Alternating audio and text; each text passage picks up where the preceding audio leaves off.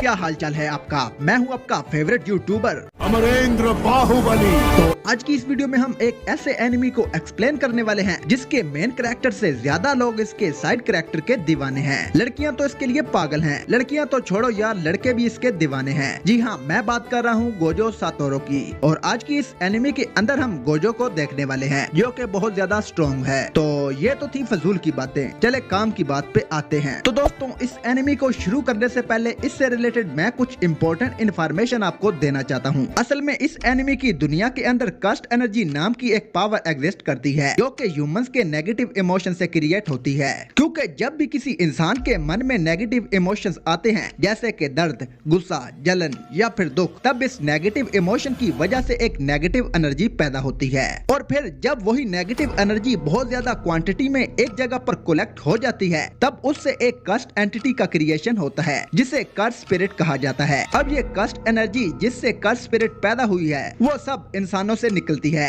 पर कोई भी इंसान इन कर्स स्पिरिट्स को देख नहीं सकता, चाहे वो इनके कंधे पर ही क्यों ना बैठी हो या फिर इनके सामने कूद खेल रही हो। कोई इंसान इन्हें नहीं देख सकता। और कर्स स्पिरिट्स बहुत तेजी से पॉपुलेट होती हैं और हर साल हजारों लोगों को जान से मार देती हैं। और इन्हीं कर्स स्पिरिट्स की बैंड बजाने के लिए एंट्री होती है जुजुत्सु जादूगरों की। जुजुत्सु जादूगर ऐसे क्रिएचर होते हैं जो कि अपनी कर्स एनर्जी को कंट्रोल कर सकते हैं और उसे एज अ पावर भी यूज कर सकते हैं। और इसलिए ये लोग आम इंसानों के मुकाबले में बहुत ज्यादा पावरफुल होते हैं। और ये जादूगर कर्स स्पिरिट्स को देख भी सकते हैं और उन्हें मार भी सकते हैं ताकि ये लोग आम इंसानों को कर्स स्पिरिट से बचा सकें और दुनिया में शांति बनाए रखें। खैर, अब इसके बारे में हमने काफी सारी इन्फॉर्मेशन कलेक्ट कर ली है क्योंकि मैंने ये इन्फॉर्मेशन आपको इसलिए दी है क्योंकि स्टोरी में आगे बहुत ज्यादा घोटाला होने वाला है, तो इन चीजों के बारे में आपको कम से कम पता हो। तो चलिए इन फजूल की बातों को छोड़े, काम की बात पे आते हैं। तो स्टोरी शुरू होती है यूजी इतादोरी नाम के एक हाई स्कूल स्टूडेंट से जो कि अपने स्कूल के अंदर एक कल्ट ग्रुप का मेंबर भी था। यूजी के ग्रुप के अंदर 2 और मेंबर भी थे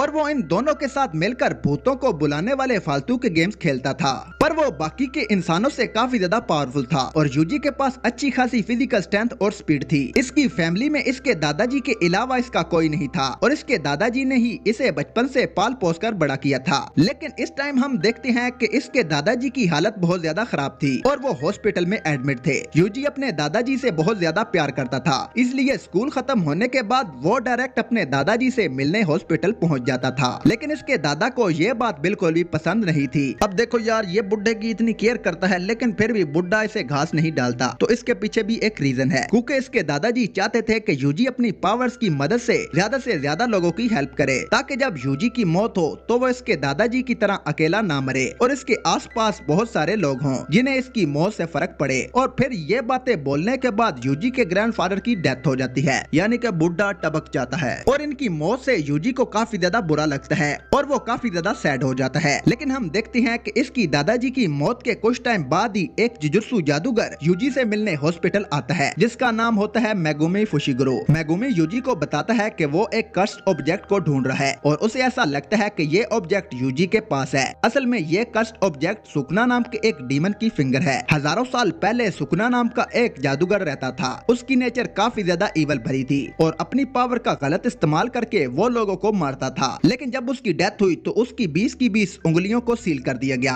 अब आप में से कुछ ज्ञानी लोग बोलेंगे कि यार एक इंसान के हाथ में तो सिर्फ 10 उंगलियां होती हैं। तो मैं आपको बता दूं कि इस सुकना के 4 हाथ थे। जी हाँ, 4 हाथ थे क्योंकि ये एक डीमन की तरह था और बहुत ज्यादा पावरफुल था। तो इसकी 20 उंगलियों में इसकी सोल बट गई जिसकी वजह से इसकी सारी की सारी उंगलियों को काट कर छुपा दिया गया और सील कर दिया गया ताकि फिर से दोबारा कभी भी सुकना जैसे जल्लाद का पुनर्जन्म ना हो पाए। और अभी ऐसी ही एक उंगली गायब है जिसे मेगुमी ढूंढ रहा है क्योंकि इस फिंगर को सील करके यूजी के स्कूल में रखा गया था। और फिर यूजी को याद आता है कि अरे हाँ, ऐसा एक बॉक्स मुझे मिला तो था पर मैंने वो बॉक्स अपने दोस्तों को दे दिया। वो जो मेरे 2 बाकी के दोस्त है ना, भूतिया ग्रुप वाले, उनको दे दिया था और उन्होंने मुझे बताया था कि आज रात वो उस बॉक्स को ओपन करने वाले हैं, ये देखने के लिए कि इसके अंदर से क्या निकलता है। ये सुनकर मेगुमी की तो सिट्टी बिट्टी गुल हो जाती है और वो इससे उसे बताता है कि ओए पागल गधे, ये तूने क्या कर दिया। अगर उन्होंने वो बॉक्स खोल दिया ना तो सुकुना की फिंगर को सेंस करके वहाँ पर बहुत सारी कर्स स्पिरिट्स आ जाएंगी और तेरे दोस्तों को जान से मार देंगी और खा जाएंगी। ये सुनकर यूजी काफी ज्यादा घबरा जाता है और वो दोनों के दोनों निकल पड़ती हैं उन दोनों को रोकने के लिए। लेकिन इधर स्कूल के अंदर हम देखते हैं कि वो दोनों इस बॉक्स को खोल देती हैं और उस सील को भी हटा देती हैं और सुकुना की फिंगर को बाहर निकाल लेती हैं और तभी इन दोनों के ऊपर काफी सारी कर्स स्पिरिट अटैक कर देती हैं। इधर मेगुमी जैसे ही स्कूल के अंदर घुसता है तो उसे अपने सामने कई सारे कर्स स्पिरिट्स दिखते हैं और उनसे फाइट करने के लिए मेगुमी अपनी कर्स टेक्निक का यूज करता है और वहाँ पे 2 डॉग शिकागामी को समन कर लेता है। दरअसल इस एनिमी में जितने भी जुजुत्सु जादूगर हैं उन सब के पास अपनी एक खुद की यूनिक कर्स टेक्निक है और मेगुमी की टेक्निक का नाम है 10 शैडो टेक्निक, जिसमें वो 10 तरह के अलग अलग पावरफुल शिकागामी को समन कर सकता है और उन्हें अपनी कमांड पर यूज कर सकता है, बिल्कुल बेन 10 की तरह। जैसे बेन के पास 10 अलग अलग तरह के एलियंस है ना और वो अलग अलग काम करती हैं, ऐसे ही मेगुमी के पास भी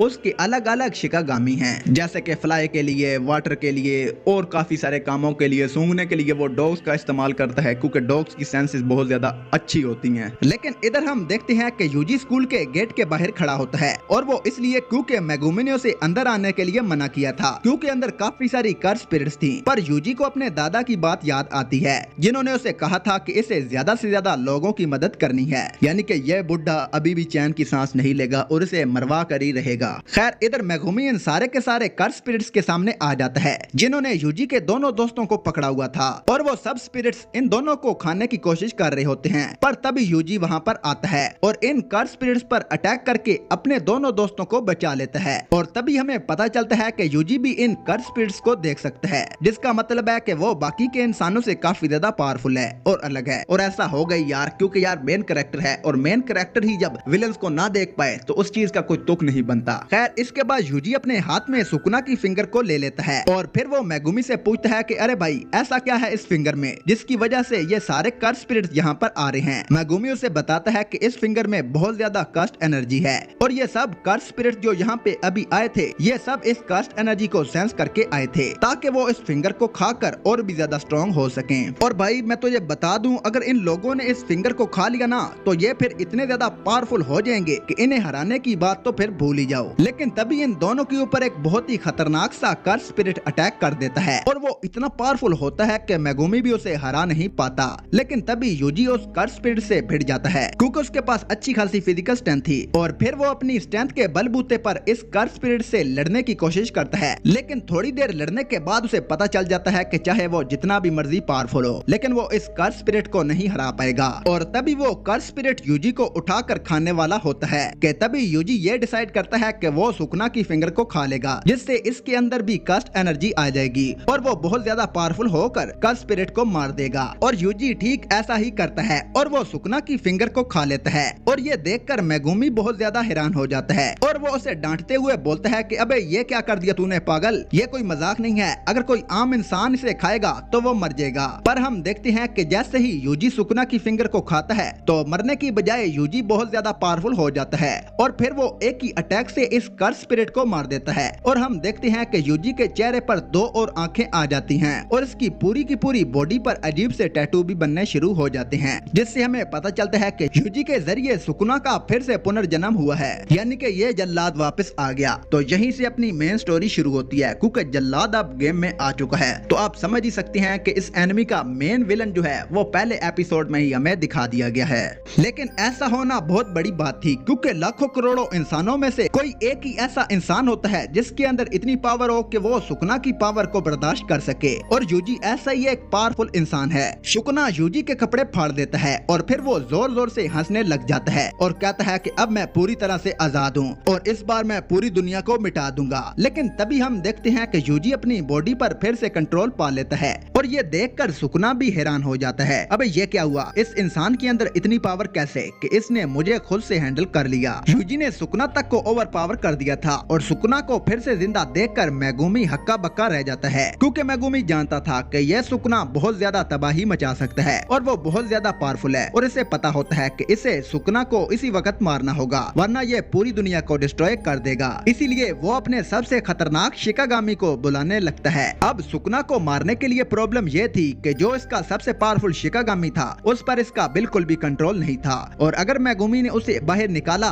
तो हो सकता है कि शायद वो इसी को मार दे, पर फिर भी मेगुमी रिस्क लेकर खुद की जान दांव पर लगाने के लिए मान जाता है। और जैसे ही वो शिकागामी को समन करने वाला होता है तभी पीछे से इसका टीचर गोजो सातोरो वहाँ पर आ जाता है। गोजो के फैंस कहाँ हो, आखिरकार हमें फाइनली गोजो दिख ही गया, जिसकी वजह से आप लोग ये एनिमी देख रहे हैं, क्योंकि मुझे पता है कि जुजुत्सु काइसन गोजो के बिना कुछ नहीं है, ये मैं बोल रहा हूँ, बाकी आपका ओपिनियन अलग भी हो सकता है। और ये गोजो सातोरो इस पूरी एनिमी वर्ल्ड के अंदर सबसे स्ट्रॉन्ग है। अब गोजो यूजी के पास आता है और उसे पता चलता है कि यूजी ने सुकुना को ओवरपावर कर दिया, जिससे गोजो भी काफी ज्यादा हैरान हो जाता है। पर यहाँ एक और प्रॉब्लम थी। दरअसल जुजुत्सु के रूल के अकॉर्डिंग अगर कोई नॉर्मल इंसान किसी कस्ट ऑब्जेक्ट को खा ले तो जुजुत्सु जादूगरों को इसे जान से मारना होता है, लेकिन यहाँ पर गोजो देखता है कि यूजी सुकुना पर कंट्रोल पा रहा है और इसलिए वो यूजी से कहता है कि यूजी एक काम करो, अभी उस सुकुना को तुम्हारी बॉडी पर ओवरपावर होने दो और जब तुम चाहो अपनी बॉडी को फिर से वापस ले लेना। मैं सुकुना से एक बार फाइट करना चाहता हूँ, क्या तुम ऐसा कर सकती हो? यूजी बोलता है कि हाँ मैं कर सकता हूँ और गोजो की बात मान जाता है। और जैसे ही सुकुना यूजी पर हावी होता है तो सुकुना गोजो पर अटैक कर देता है, लेकिन गोजो अपनी स्पीड की मदद से उसके अटैक्स को आराम से डॉज कर लेता है और उसे बॉल की तरह बार बार फेंक रहा होता है, जिससे सुकुना काफी ज्यादा गुस्सा हो जाता है, लेकिन फिर भी वो सुकुना को बड़ी आराम से हैंडल कर लेता है और सुकुना को वहाँ पर ही गिरा देता है और सुकुना के ऊपर बैठ जाता है, जो कि देखने में काफी ज्यादा इंटरेस्टिंग था। ये सुकुना और गोजो की पहली फाइट है। और मैं एक और चीज आपको बता दूं कि जिन लोगों को लगता है ना कि सुकुना वीक है, तो उनके भी मैं बता दूं कि अभी सुकुना ने सिर्फ एक फिंगर खाई है, यानी कि इसकी 19 फिंगर्स और हैं। और जैसे जैसे यूजी और फिंगर्स खाता जाएगा सुकुना और ज्यादा स्ट्रॉन्ग होता जाएगा। तो आप ये भी ना समझ लेना कि सुकुना बिल्कुल ही वीक है जिसे गोजो सातोरो ने इतने आराम से मार दिया, ऐसा बिल्कुल नहीं है भाई। अभी उसके पास सिर्फ एक फिंगर की पावर है, जिसकी वजह से गोजो ने उसे बड़ी आराम से हरा दिया। लेकिन फिर भी सुकुना के हारने के बाद यूजी अपनी बॉडी को वापस से टेक ओवर कर लेता है और इसके बाद गोजो यूजी को बेहोश कर देता है और फिर वो मेगुमी को बताता है कि देखा तुमने, इस बच्चे के अंदर सुकुना तक को कंट्रोल करने की पावर है। मेगुमी ये हमारे काफी काम आ सकता है। इसके बाद गोजो यूजी को जुजुत्सु हाई नाम की एक जगह पर ले आता है। ये वही जगह है जहाँ पर जुजुत्सु जादूगर अपनी ट्रेनिंग लेते हैं और अपनी स्टडीज कंप्लीट करते हैं और जो लोग इस जगह को चलाते हैं उन्हें हायर अप्स कहा जाता है और इनका फैसला आखिरी फैसला होता है। और वो हायर अप्स यूजी के बारे में जानने के बाद इसे मारने का ऑर्डर देते हैं, लेकिन गोजो भाई गोजो है तो गोजो किसी तरीके से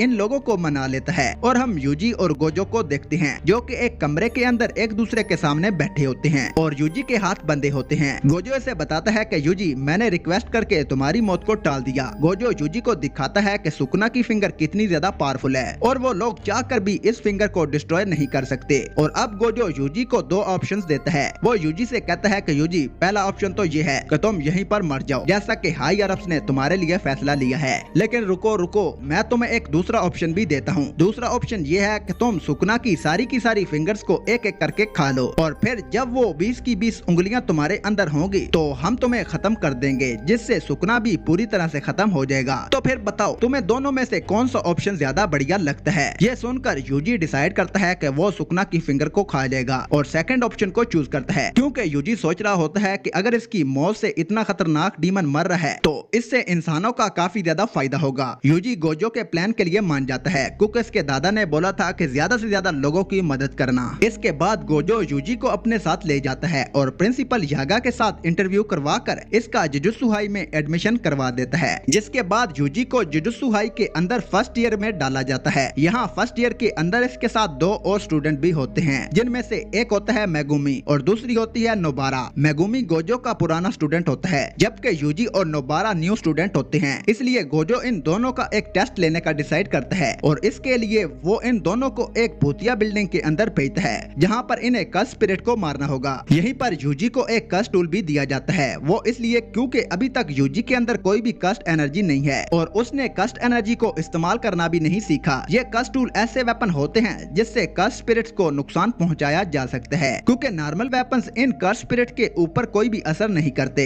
अब अंदर के सीन काफी ज्यादा फनी होते हैं। यूजी के सामने एक कस्ट स्पिरिट आती है और यूजी उसे मार देता है। वहीं दूसरी जो कस्ट स्पिरिट होती है वो एक बच्चे को पकड़ लेती है और उस बच्चे को मारने वाली होती है और नोबारा भी इस बात से काफी ज्यादा घबरा जाती है, लेकिन पीछे से अपना एंट्री लेता है हीरो यानी कि यूजी इतादोरी। तो यूजी इतादोरी जब आता है ना, वो दीवार के साथ साथ कस्ट स्पिरिट को भी ठिकाने लगा देता है, लेकिन उससे कस्ट स्पिरिट नहीं मरती और फिर नोबारा अपनी कस्ट टेक्निक का यूज करके उस कस्ट स्पिरिट को मार देती है और साथ में उस बच्चे को भी बचा लेती है और इससे ये दोनों गोजो के टेस्ट को आसानी से पास कर लेते हैं और इसके बाद ये लोग खाना खाने के लिए जाते हैं। लेकिन मेगुमी फोन में चिपका हुआ था तो ये मेगुमी को छोड़कर आगे चले जाते हैं खाना खाने के लिए, क्योंकि यार ये मेगुमी जो है ना ये बहुत ज्यादा मोबाइल यूज करता है। हालांकि ये भी सिंगल है और बस सिग्मा मर्द बनने की कोशिश करता है, जो कि ये है नहीं। अब इसके कुछ टाइम बाद जुजुत्सु हाई स्कूल का असिस्टेंट मैनेजर क्यूटाका इचिची वो इन तीनों से मिलने वहाँ पर आता है और वो इन्हें बताता है कि इन तीनों को एक बहुत बड़े मिशन पर भेजा जा रहा है। पर इस मिशन पर जाने से पहले क्यूटाका इन्हें कुछ बातें समझाता है और इन तीनों से कहता है कि अंदर जाकर इन तीनों का मुकाबला अलग अलग ग्रेड के कर्स स्पिरिट से होने वाला है। दरअसल ये जो भी कर्स स्पिरिट होते हैं ना उन्हें ग्रेड में बांटा जाता है। ग्रेड 4 के कर्स स्पिरिट के लिए एक लकड़ी का बैट भी काफी है। ग्रेड 3 के लिए एक हैंड गन ही काफी है। ग्रेड 2 वाले थोड़े और ज्यादा पावरफुल होते हैं और ग्रेड 1 वालों के लिए तो एक टैंक भी कम पड़ेगा इन्हें मारने के लिए। और ग्रेड 1 की कर्स स्पिरिट से बहुत ही कम लोग मुकाबला कर सकते हैं, लेकिन कुछ स्पेशल ग्रेड वाले कर्स स्पिरिट भी होते हैं और इनकी पावर एक्सट्रीमली हाई होती है, जिन्हें स्पेशल ग्रेड भी कहा जाता है, जो कि सभी कर्स स्पिरिट से ऊपर होती हैं। और जैसा कि इन कर्स स्पिरिट्स को ग्रेड में बांटा जाता है, वैसे ही जुजुत्सु जादूगरों को भी ग्रेड्स में बांटा जाता है। और अब ये सारी इंफॉर्मेशन देने के बाद क्यूटाका इचिची इन्हें मिशन पर भेज देता है और अंदर आने के बाद इनका मुकाबला सीधा ही एक स्पेशल ग्रेड वाले कर्स स्पिरिट से हो जाता है। इस कर्स स्पिरिट ने भी सुकुना की एक फिंगर को खाया था, जिसकी वजह से इसके अंदर इतनी ज्यादा पावर आ गई थी। वो एक स्पेशल ग्रेड कर्स स्पिरिट बन गया था।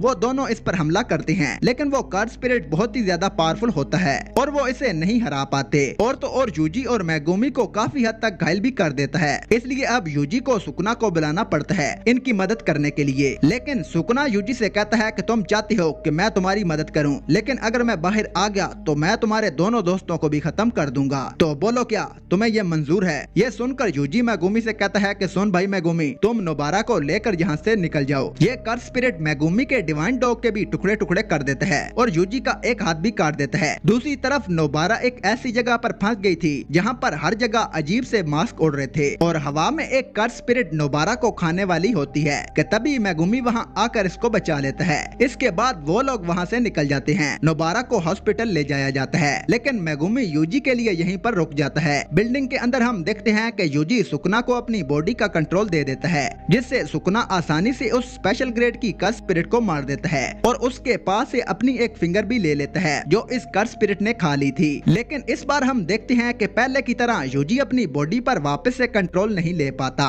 यानी कि जो सुकुना है ना वो अब जो चाहे कर सकता है। सुकुना पहले तो अचानक से मेगुमी के पास आ जाता है और मेगुमी और सुकुना की काफी अच्छी फाइट होती है, लेकिन मेगुमी जो है वो सुकुना को छू भी नहीं पाता। सेम टू सेम गोजो की तरह, जैसे गोजो को सुकुना नहीं छू पा रहा था वैसे ही मेगुमी सुकुना को नहीं छू पाता। वो अपने शिकागामी को भी समन करता है, लेकिन उसका भी कोई फायदा नहीं होता। अब मेगुमी यूजी को उसकी बॉडी पर कंट्रोल वापस लेने का बोलता है, लेकिन हम देखते हैं कि सुकुना जो है वो यूजी की बॉडी में से उसका दिल बाहर निकाल देता है, ताकि अगर यूजी वापस से कंट्रोल ले भी ले तो उसकी मौत हो जाए। लेकिन सुकुना बिना दिल के भी जिंदा रह सकता है, क्योंकि वो एक कर्स स्पिरिट बन चुका है, तो इसलिए उसे दिल की कोई जरूरत नहीं है। तो इसलिए ये काफी ज्यादा टेंशन की बात है। लेकिन मेगुमी काफी ज्यादा घायल हो जाता है, जिसकी वजह से जो यूजी होता है उसे अंदर से सब कुछ पता चल रहा होता है और वो अपनी जान को दांव पर लगाता है और वापस से सुकुना पर कंट्रोल ले लेता है और वहीं पर यूजी की मौत हो जाती है। दूसरी तरफ हम एक अजीब आदमी को देखते हैं जिसके साथ 3 कर्स स्पिरिट होते हैं।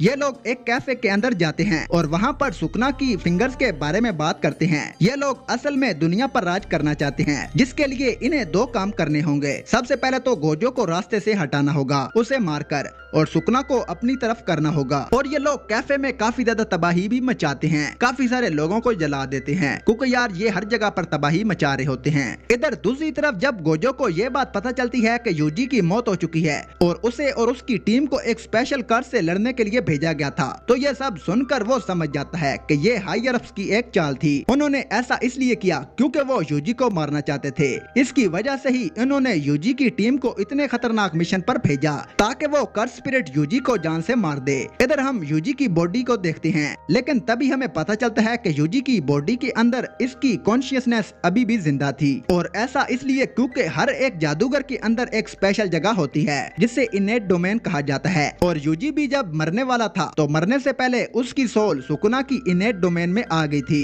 सुकुना के पास आने के बाद इन दोनों की आपस में फाइट होती है और इस फाइट में सुकुना यूजी को बहुत ही आसानी से हरा देता है और यूजी को हराने के बाद सुकना यूजी के साथ एक डील करता है और डील के अंदर वो यूजी से कहता है वो यूजी के दिल को ठीक करके इसे वापस जिंदा कर देगा, लेकिन उसके बदले में वो ये चाहता है कि वो जब चाहे उसकी बॉडी पर टेक ओवर कर सकता है और अपनी मर्जी से बाहर आ सकता है, लेकिन ऐसा वो सिर्फ 1 मिनट के लिए करेगा और उसके लिए यूजी को एक्सटेंशन वर्ड बोलना पड़ेगा और दूसरी शर्त ये कि यूजी इस डील के बारे में भूल जाएगा, यानी कि उसे कुछ भी याद नहीं रहेगा कि इसके साथ क्या डील हुई थी। यूजी वैसे भी मरने वाला होता है और इसीलिए वो इस डील को एक्सेप्ट कर लेता है। बस वो सुकना से ये कहता है कि वो वादा करे कि इसकी बॉडी पर कंट्रोल लेने के बाद वो किसी भी इंसान को नुकसान नहीं पहुंचाएगा, तो इसे इस डील से कोई दिक्कत नहीं होगी। सुकना इसकी बात मान जाता है और इनके बीच में ये डील हो जाती है और इसके बाद ये दोनों ही इसका एक बाउंडिंग वाव लेते हैं जो कि बेसिकली एक कॉन्ट्रैक्ट की तरह है इन दोनों के बीच में, और इस कॉन्ट्रैक्ट को ना ही यूजी तोड़ सकता है और ना ही सुकना। इसके बाद हम देखते हैं कि यूजी फिर से जिंदा हो जाता है और इसकी बॉडी के सारे घाव भी हील हो जाते हैं और इसके पास खड़ी एक नर्स इसे वापस जिंदा होता देखकर हैरान हो जाती है। इसके बाद गोजो डॉक्टर शोको जो कि वही नर्स थी जिसे हमने अभी देखा था उससे कहता है कि वो यूजी के जिंदा होने की बात किसी को भी मत बताए, स्पेशली हायर अप्स को। इसके बाद गोजो यूजी को अपने साथ ले जाता है और फिर उसे एक सीक्रेट जगह पर ले जाकर वो यूजी को सिखाता है कि वो अपनी कस्ट एनर्जी को कैसे यूज कर सकता है और यूजी अपनी ट्रेनिंग करने लगता है कस्ट एनर्जी को यूज करने के लिए और गोजो यूजी को ट्रेनिंग करवाता हुआ छोड़कर वहाँ से निकल जाता है। गोजो एक गाड़ी से जा रहा होता है लेकिन तभी उसे ये फील होता है कि कोई इसका पीछा कर रहा है, इसलिए वो कार को रुकवा देता है और ड्राइवर को वहाँ से जाने के लिए बोलता है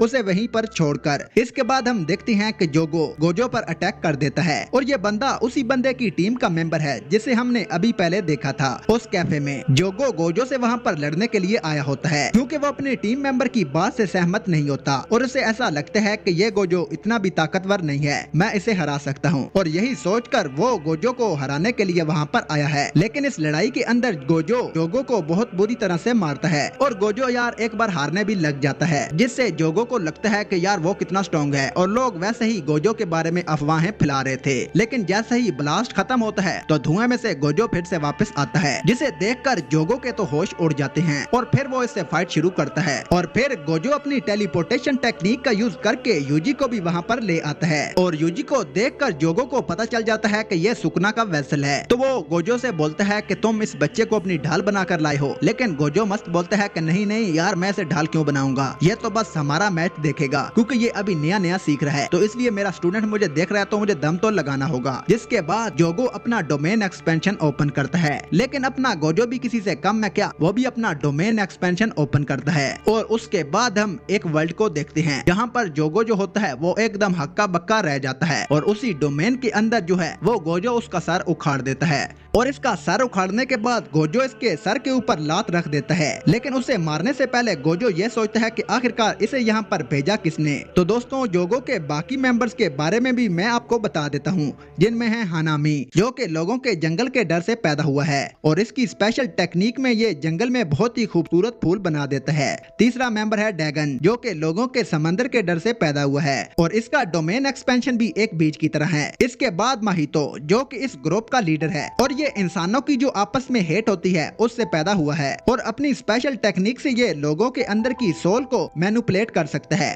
और इस टीम का आखिरी मेंबर गेटो है जो कि एक इंसान है, कोई कर स्पिरिट नहीं। यह बंदा गोजो का एक टाइम पे बेस्ट फ्रेंड हुआ करता था, लेकिन अब सबको लगता है कि यह मर चुका है। इधर हानामी और गेटो दूर से जोगो की फाइट देख रहे थे और हानामी जोगो की हेल्प करने के बारे में सोचता है और अपनी टेक्निक की मदद से वहाँ पर एक फूलों का गार्डन बना देता है जिससे यूजी और गोजो पूरी तरह से अपना ध्यान खो देते हैं इसके इल्यूजन में और हानामी जल्दी से जोगो का सर लेकर वहाँ से भाग जाता है। इसके बाद हानामी जोगो के सर को लेकर उसी बंदे के पास आता है और जोगो उससे कहता है कि गोजो को हराना हमारे बस की बात नहीं है, वो बहुत ज्यादा पावरफुल है, देखो उसने मेरा क्या हाल कर दिया, वो सच में एक राक्षस है। ये सुनकर गेटो उससे कहता है कि मैंने तो पहले ही तुमसे कहा था तुम उसे नहीं हरा सकते, मत मानो मेरी बात, अब देखो तुम्हारे सर को उसने फुटबॉल बना दिया है और अगर किसी को लड़ना है तो जाओ, मुझे कोई फर्क नहीं पड़ता, पर मेरे पास एक दूसरा प्लान है, मैं गोजो को हराऊंगा नहीं बल्कि मैं गोजो को सील करूंगा, पर उसके लिए मुझे 31 अक्टूबर तक का वेट करना होगा क्योंकि गेटो के प्लान के अकॉर्डिंग वो 31 अक्टूबर को ही शिबुया के अंदर गोजो को कैद करेंगे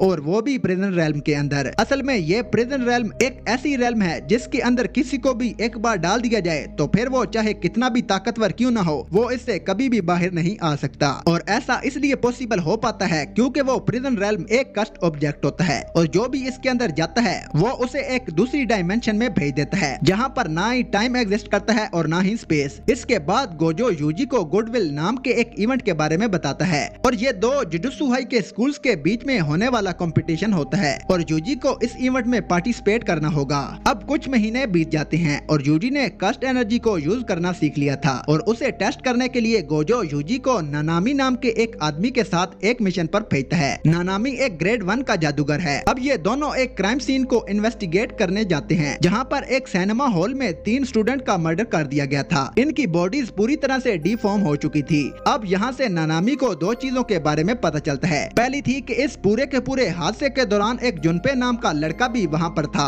और दूसरा कि किलर ने जानबूझकर यहाँ पर निशान छोड़े थे। ऐसा लग रहा था कि वो चाहता था कि पुलिस उसे ढूंढ ले और उन क्लूज का पीछा करते हुए नानामी एक गंदे नाले तक पहुँच जाता है और अपने सामने माहितो को खड़ा हुआ देखता है। दरअसल इसी ने ही उन तीनों बच्चों को मारा था। माहितो अपनी टेक्निक से इंसानों पर अजीब अजीब एक्सपेरिमेंट करता रहता था और उसने नानामी को भी यहाँ पर इसलिए बुलाया था क्योंकि वो देखना चाहता था कि वो किसी जुजुत्सु जादूगर को ट्रांसफॉर्म कर सकता है या नहीं। अब इन दोनों के बीच में बहुत ही खतरनाक लड़ाई शुरू हो जाती है और नानामी की पावर थी कि वो अपने दुश्मन के वीक पॉइंट को पहचान कर उस पर हमला करता था। नानामी इसको फाइट में काफी अच्छी टक्कर देता है लेकिन इसके बावजूद इस फाइट को कोई भी नहीं जीतता क्योंकि माहितो एक मलबे के नीचे दब जाता है और नानामी को वहाँ से भागना पड़ता है और उसी दौरान यूजी को उस जुनपे नाम के लड़के से पूछताछ करने के लिए भेजा जाता है जो कि इस क्राइम सीन पर मौजूद था और उसे पता चलता है कि यह लड़का जुनपे भी कस्ट स्पिरिट्स को देख सकता है और उन लड़कों का मर्डर इसने अपनी आंखों से देखा होगा क्योंकि वो लोग इसके स्कूल में ही पढ़ते थे और इसे काफी ज्यादा बुली करते थे और मर्डर के बाद जुनपे माहितो से मिला था क्योंकि वो इसके काम आ सकता था।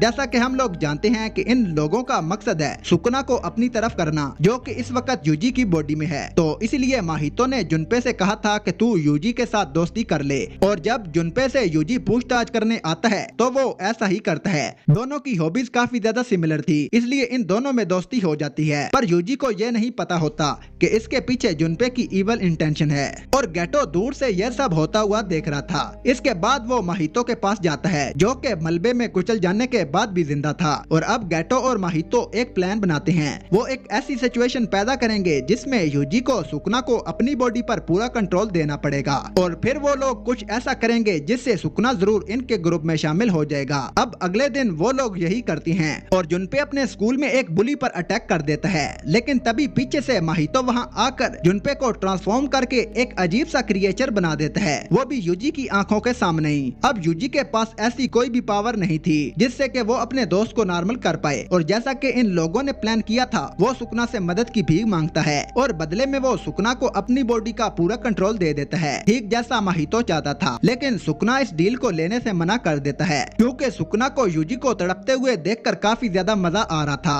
और तो और इन लोगों ने पहले से ही एक डील की हुई थी जिससे सुकुना जब चाहे तब बाहर आ सकता है लेकिन यूजी को वो डील याद नहीं थी और तो और सुकुना को यह भी नहीं पता होता कि वो अपनी रिवर्स कर्स टेक्निक का यूज करके इसे वापस से ट्रांसफॉर्म कर सकता है कि नहीं। इसीलिए सुकुना यूजी की हेल्प नहीं करता और जुनपे की वहीं पर मौत हो जाती है जिससे यूजी को बहुत ज्यादा गुस्सा आ जाता है और वो माहितो के मुंह पर एक जोरदार पंच मार देता है और अब इन दोनों में बहुत ही खतरनाक लड़ाई शुरू हो जाती है। अब ये दोनों आपस में फाइट करने लगते हैं लेकिन माहितो को महसूस होता है कि इसके अटैक्स का यूजी पर कोई भी असर नहीं हो रहा और ऐसा इसलिए था क्योंकि यूजी की बॉडी के अंदर 2 सोल्स थी, एक सुकुना की और एक यूजी की। इसलिए माहितो के अटैक्स का यूजी पर कोई भी असर नहीं होता और तभी नानामी भी वहाँ पर आ जाता है और दोनों मिलकर माहितो को बुरी तरह से पीटने लगते हैं। वो उसे इतना ज्यादा मारते हैं कि माहितो लगभग मरने की हालत में होता है पर जैसे ही वो मरने वाला होता है माहितो के अंदर एक खतरनाक सी पावर एक्टिवेट हो जाती है और वो लाइफ में पहली बार अपना डोमेन एक्सपेंशन एक्टिवेट करता है। इस टेक्निक के अंदर माहितो इस डोमेन एक्सपेंशन के अंदर फंसे अपने टारगेट की सोल को डिस्ट्रॉय कर सकता है और वो अपने इस डोमेन में सिर्फ नानामी को ही फंसाता है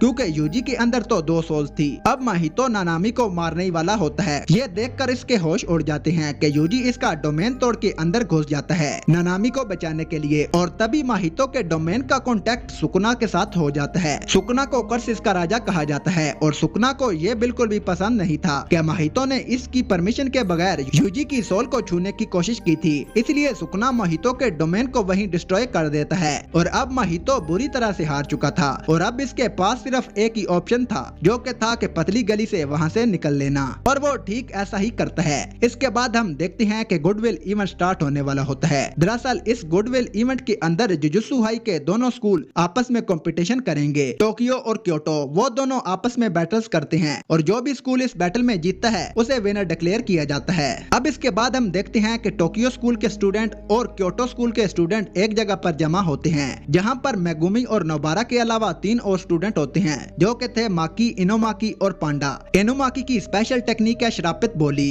वो जो कुछ भी कहेगा वो सच हो जाएगा, इसीलिए वो अपने मुंह को हमेशा कवर करके रखता है ताकि इसके आसपास के लोगों को नुकसान न हो। अगला मेंबर है पांडा और उसे क्रिएट किया होता है टोक्यो स्कूल के प्रिंसिपल ने। और आखिर में माकी, लेकिन माकी के अंदर कोई भी कस्ट एनर्जी नहीं होती। और अब हम बात कर लेते हैं क्योटो स्कूल के मेंबर्स की। पहली स्टूडेंट का नाम है माई, जो कि माकी की जुड़वा बहन है। अगला स्टूडेंट है तोदो, जो कि इस क्योटो स्कूल का सबसे पावरफुल स्टूडेंट है और इसकी स्ट्रेंथ नेक्स्ट लेवल पर है, बिल्कुल यूजी की तरह। अगला मेकामारू, जो कि वैसे तो एक रोबोट है, लेकिन इस रोबोट को एक असली इंसान कंट्रोल करता है और वो फिजिकली बहुत ज्यादा वीक है, इतना वीक कि वो चल भी नहीं सकता, इसीलिए वो इस रोबोट के जरिए काम करता है। बाकी स्टूडेंट्स के नाम है मेवा, मोमो और कैमो। और तभी गोजो वहाँ पर आ जाता है, जो कि अपने साथ एक ट्रॉली भी लेकर आया होता है और फिर वो इस ट्रॉली को खोलता है और इसके अंदर से निकलता है यूजी इतादोरी। वो इन सबको हेलो बोलता है और फिर सभी लोगों को पता चलता है कि यूजी जिंदा है, वो मरा नहीं है। इसके बाद इनका टूर्नामेंट शुरू हो जाता है। इस टूर्नामेंट के अंदर इन दोनों टीम्स को एक जंगल के अंदर जाना है और इस जंगल में जाकर एक सेकंड ग्रेड के कर्स स्पिरिट को ढूंढ कर उसे मार देना है, और जिस भी टीम ने पहले उसे खत्म कर दिया वो जीत जाएगी। लेकिन इन्हें रोकने के लिए पहले से ही वहाँ पर बहुत सारे कर्स स्पिरिट मौजूद हैं, जो कि इन्हें परेशान करेंगे और साथ ही साथ वो दोनों टीम्स एक दूसरे के ऊपर अटैक भी कर सकते हैं, पर शर्त यह है कि कोई भी किसी की जान नहीं लेगा।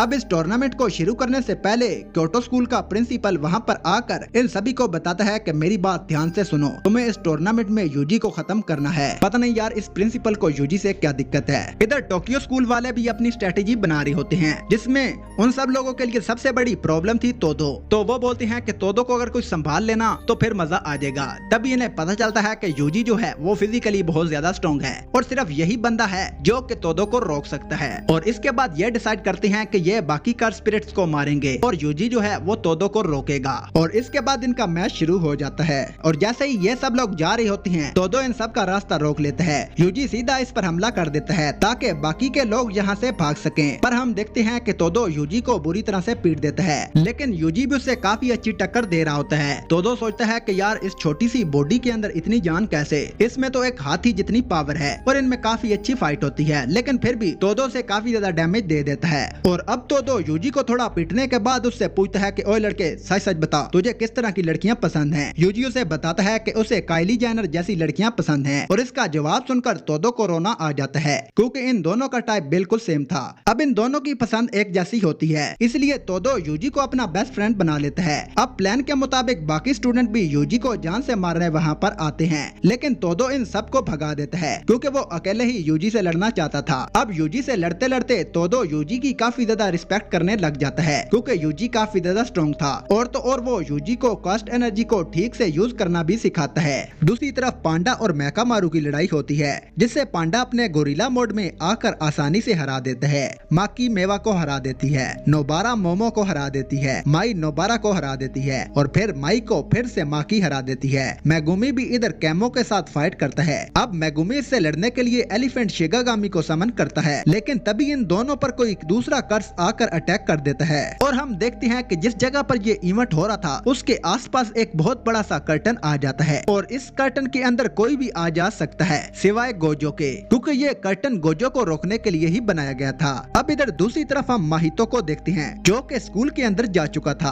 और हमें पता चलता है कि ये सब गेटो और माहितो का प्लान होता है, क्योंकि वो सब लोग ये जानते हैं कि टोक्यो स्कूल के अंदर सुकुना की 6 उंगलियां रखी हुई हैं और अगर किसी तरह ये लोग इन 6 उंगलियों को हासिल कर लेंगे और एक साथ इन्हें यूजी को खिला देंगे तो उन्हें लगता है कि शायद सुकुना पूरी तरह से बाहर आ जाएगा यूजी की बॉडी में से निकलकर और शायद फिर वो इनका साथ भी देने लगे और ये लोग वहाँ पर इन्हीं उंगलियों को लेने आए हैं, इसलिए ये लोग इनका ध्यान भटका रहे हैं बस इन्हें इस फालतू के टूर्नामेंट में खिलाकर। अब केमो और मेगुमी की तरफ हम देखते हैं कि वो स्पिरिट कोई और नहीं बल्कि हानामी होता है और वो धीरे धीरे करके सब पर अटैक करता है और सभी को बुरी तरह से मारने लग जाता है। तभी तोदो और यूजी वहाँ पर आते हैं हानामी से फाइट करने के लिए और हमें तोदो की क्लैप टेक्निक के बारे में भी पता चलता है जो कि एक ऐसी स्पेशल टेक्निक है जिसके अंदर तोदो क्लैप करके किसी के साथ भी अपनी पोजीशन को चेंज कर सकता है और तोदो और यूजी मिलकर हानामी पर काफी ज्यादा भारी पड़ रहे होते हैं। गेटो और हानामी ने मिलकर एक कर्टन बनाया होता है ताकि गोजो वहाँ पर ना आ सके, क्योंकि वो लोग जानते थे कि अगर गोजो यहाँ आ गया तो गोजो पलक झपकते ही सबको हरा देगा। लेकिन कुछ देर बाद ही हम लोग देखते हैं कि वो कर्टन जो गोजो को रोकने के लिए वहाँ पर बनाया गया था वो हट जाता है। अब गोजो हवा में उड़कर अपने दोस्तों की लोकेशन को ढूंढने लगता है। अब इसके बाद हानामी को मारने के लिए गोजो एक बड़ा सा लॉन्ग रेंज अटैक करता है जिसका नाम था होलो पर्पल और ये टेक्निक इतनी ज्यादा खतरनाक थी कि हानामी की आधी बॉडी डिस्ट्रॉय हो जाती है, पर हानामी जिंदा बच निकला था। पर इसी बीच माहितो स्कूल के अंदर उन फिंगर्स को चुरा लेता है और इन फिंगर्स के साथ साथ इसने 3 डेथ पेंटिंग्स भी चुरा ली थी।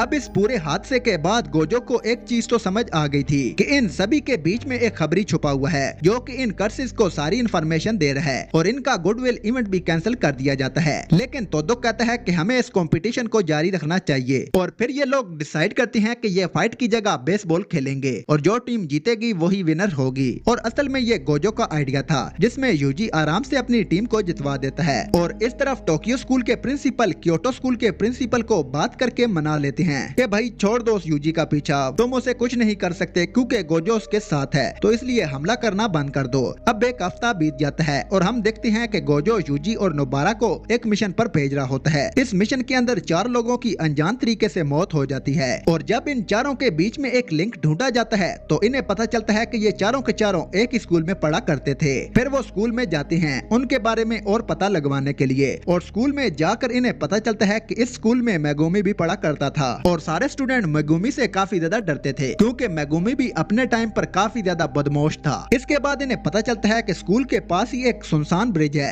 जिसे सब लोग हॉन्टेड मानते हैं और आज से ठीक 4 साल पहले ये चारों स्टूडेंट उस ब्रिज के पास ही बेहोश पाए गए थे और इन चारों में से किसी को भी याद नहीं था कि वो यहाँ पर कैसे पहुँचे। पर इसके बाद वो लोग समझ जाते हैं कि इन चारों को किसी कर्स स्पिरिट नहीं मारा है। इस टाइम पर इन तीनों से मिलने एक लड़की वहाँ पर आती है जो कि मेगुमी की क्लासमेट होती है और वो इसे बताती है कि कुछ साल पहले जब वो चारों लड़के उस ब्रिज पर गए थे तब उस टाइम पर वो भी वहाँ पर थी और मेगुमी की बहन भी वहाँ पर गई थी और इसीलिए पिछले एक हफ्ते से उसके साथ बहुत ज्यादा पैरानॉर्मल एक्टिविटीज हो रही हैं। ये सुनकर मेगुमी काफी ज्यादा परेशान हो जाता है कि शायद उसकी बहन की जान खतरे में है। मेगुमी डिसाइड करता है कि अपनी बहन की जान को बचाने के लिए वो इस ब्रिज के पास जाकर उस कर्स स्पिरिट को खत्म कर देगा, लेकिन वो सोचता है कि इसके बीच में वो अपने दोस्तों की जान खतरे में नहीं डाल सकता, तो इसलिए वो फैसला करता है कि वो अकेला ही वहाँ पर जाएगा। लेकिन जब वो वहाँ पर जाता है तो उसके पीछे पीछे वो दोनों भी आ जाते हैं और इसके बाद वो तीनों वहाँ पर पहुँच जाते हैं जहाँ वो एक बैरियर के अंदर फंस जाते हैं और वहाँ पर इन्हें एक अजीब सा कर्स स्पिरिट नजर आता है। मेगुमी, यूजी और नोबारा दोनों को इस बैरियर से बाहर फेंक देता है और तभी मेगुमी के सामने वही कर्स स्पिरिट आ जाता है जिसने उन चारों को मारा था और हमें यहाँ पता चलता है कि यहाँ सभी स्पिरिट स्पेशल ग्रेड के कर्सेस हैं और ये जो कर्स है इसने सुकुना की उंगली खा रखी है। इसके बाद मेगुमी इसे मारने के लिए अपना एक डोमेन एक्सपेंशन क्रिएट करता है और इसकी हेल्प से वो इस कर्स स्पिरिट को खत्म कर देता है और वहीं बेहोश हो जाता है। दूसरी तरफ हम यूजी और नोबारा को देखते हैं जिनके सामने 2 और कर्स स्पिरिट आ जाते हैं और ये दोनों भी स्पेशल ग्रेड के कर्स स्पिरिट होते हैं। दोनों हाफ ह्यूमन और हाफ कर्सेस होते हैं। दरअसल आज से तकरीबन 200 साल पहले एक बहुत ही इवल जादूगर हुआ करता था जो कि इंसानों के ऊपर एक्सपेरिमेंट करता था और अपने एक्सपेरिमेंट की हेल्प से इसने 9 ऐसे क्रिएचर्स को पैदा किया जो कि आधे इंसान और आधे कर्स स्पिरिट थे और इसी ने इन सब को नाम दिया है डेथ पेंटिंग्स और इन सभी को जुजुत्सु हाई के अंदर सेफली रखा गया था। पर जैसा कि पहले हमने देखा था कि माहितो ने इन 6 फिंगर्स के साथ साथ इन्हें भी चुरा लिया था और फिर माहितो ने इन तीनों डेथ पेंटिंग्स को 3 ह्यूमन बॉडीज के साथ बाइंड करके फिर से जिंदा कर दिया और ये तीनों ही कर्स स्पिरिट एक दूसरे दूसरे को अपना भाई मानते हैं। ये दोनों ही यूजी और नोबारा पर अटैक करते हैं, लेकिन यूजी और नोबारा इनसे बचते हैं। वो फाइट में इन्हें नहीं हरा पाते, तो ये सोचते हैं कि हमें यहाँ से भाग लेना चाहिए। जिसके बाद वो दोनों यहाँ से भागने की कोशिश करते हैं, लेकिन नोबारा आधे रास्ते में ही गिर जाती है, जिसकी वजह से नोबारा वहाँ से चल नहीं पाती। तो यूजी जो होता है वो नोबारा को उठाकर बहुत ही तेजी से वहाँ से भाग जाता है। वो कर्स स्पिरिट भी ये देखकर हैरान हो जाती हैं कि एक आम इंसान एक लड़की को उठाकर इतना तेज कैसे भाग सकता है। इसके बाद ये दोनों जैसे ही उस ब्रिज पर पहुंचते हैं तो ये देखते हैं कि कर्स स्पिरिट भी वहां पर आ जाते हैं और इनके बीच एक फाइट होने लगती है। और इस फाइट में ये दोनों यूजी और नोबारा पर अटैक करते हैं और इनके अंदर अपना पॉइजन डाल देते हैं, लेकिन सुकुना की वजह से यूजी के अंदर इस पॉइजन का कोई भी असर नहीं होता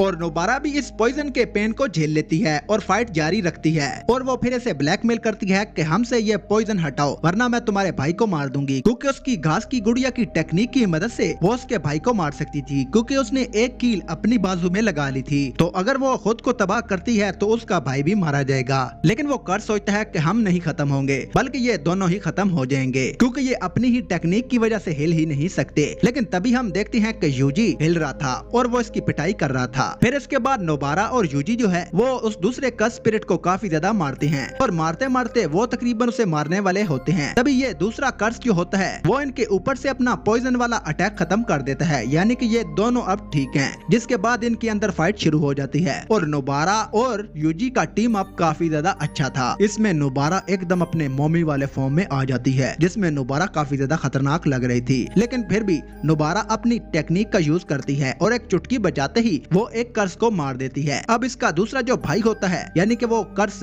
वो रोने लग जाता है और इससे यूजी को भी थोड़ा बुरा लगता है, लेकिन फिर भी ये उस पर वार करते रहते हैं और उसका एक हाथ भी काट देते हैं। जिसके बाद वहाँ से एक ट्रक गुजर रहा होता है और वो कर्स उस ट्रक के ऊपर बैठ जाता है और वहाँ से भागने की कोशिश करता है। तभी यूजी भी उसके पीछे जाता है, लेकिन क्योंकि उसका एक हाथ नोबारा के पास पड़ा था तो नोबारा उसके अंदर कील ठोक कर अपनी कर्स टेक्निक को एक्टिवेट करती है, जिससे वो कर्स मारा जाता है और यूजी भी उसे पंच मार के वहीं पर खत्म कर देता है। यानी कि इन दोनों ने उन कर्सेस को खत्म कर दिया था। इसके बाद ये दोनों मेगुमी के पास जाते हैं और मेगुमी के पास अब सुकुना की एक फिंगर होती है। वो सोचता है कि यूजी हम सब में से ज्यादा ताकतवर है, तो इस फिंगर को मैं यूजी को दे देता हूँ ताकि ये सेफ रहे। लेकिन यूजी जैसे ही उस फिंगर को पकड़ता है सुकुना उस फिंगर को खा जाता है। वो बोलता है कि ये कमीना काम तो नहीं करता लेकिन हर बार फल खाने आ जाता है। खैर अब इन तीनों ने अपना मिशन पूरा कर लिया था और अब जुजुत्सु हाई में ये न्यूज फैल जाती है कि इन तीनों ने स्पेशल ग्रेड वाले कर्सेस को मारा है और गोजो भी काफी ज्यादा खुश होता है। इसके बाद तोदो यूजी नोबारा और मेगुमी के लिए उस बुड्ढे प्रिंसिपल से सिफारिश भी करता है कि इन्हें ग्रेड 1 का जादूगर बना दिया जाए और गोजो अपनी एक फैन मेमे को रिश्वत देता है, जिससे वो भी माकी और पांडा की सिफारिश करती है फर्स्ट ग्रेड जादूगर बनाने के लिए। पर इस तरफ यूजी को महसूस होता है कि वो चारों लोग जिन्हें हमने अभी पहले देखा था वो यूजी की वजह से ही मरे थे।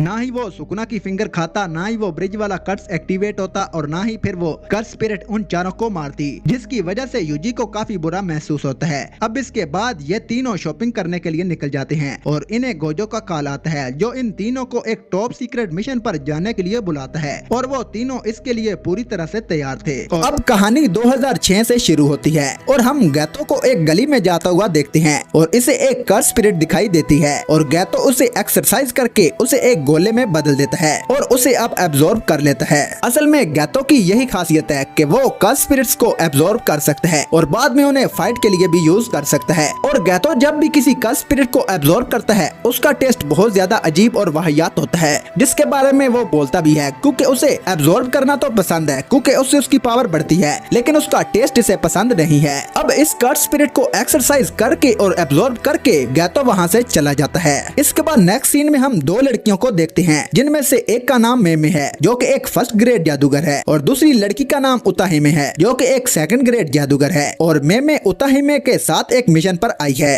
असल में एक हॉन्टेड हाउस है और इन दोनों को इस हॉन्टेड हाउस के अंदर जाकर वहाँ पर मौजूद सभी कर्स स्पिरिट्स को एक्सरसाइज करके खत्म करना है। दरअसल ये घर एक बिजनेस ओनर का था जिसके बहुत सारे रेस्टोरेंट थे, पर पिछले साल एक वबा के कारण वो बंदा दिवालिया हो गया और इसने अपनी पूरी फैमिली के साथ उसी घर में सुसाइड कर लिया।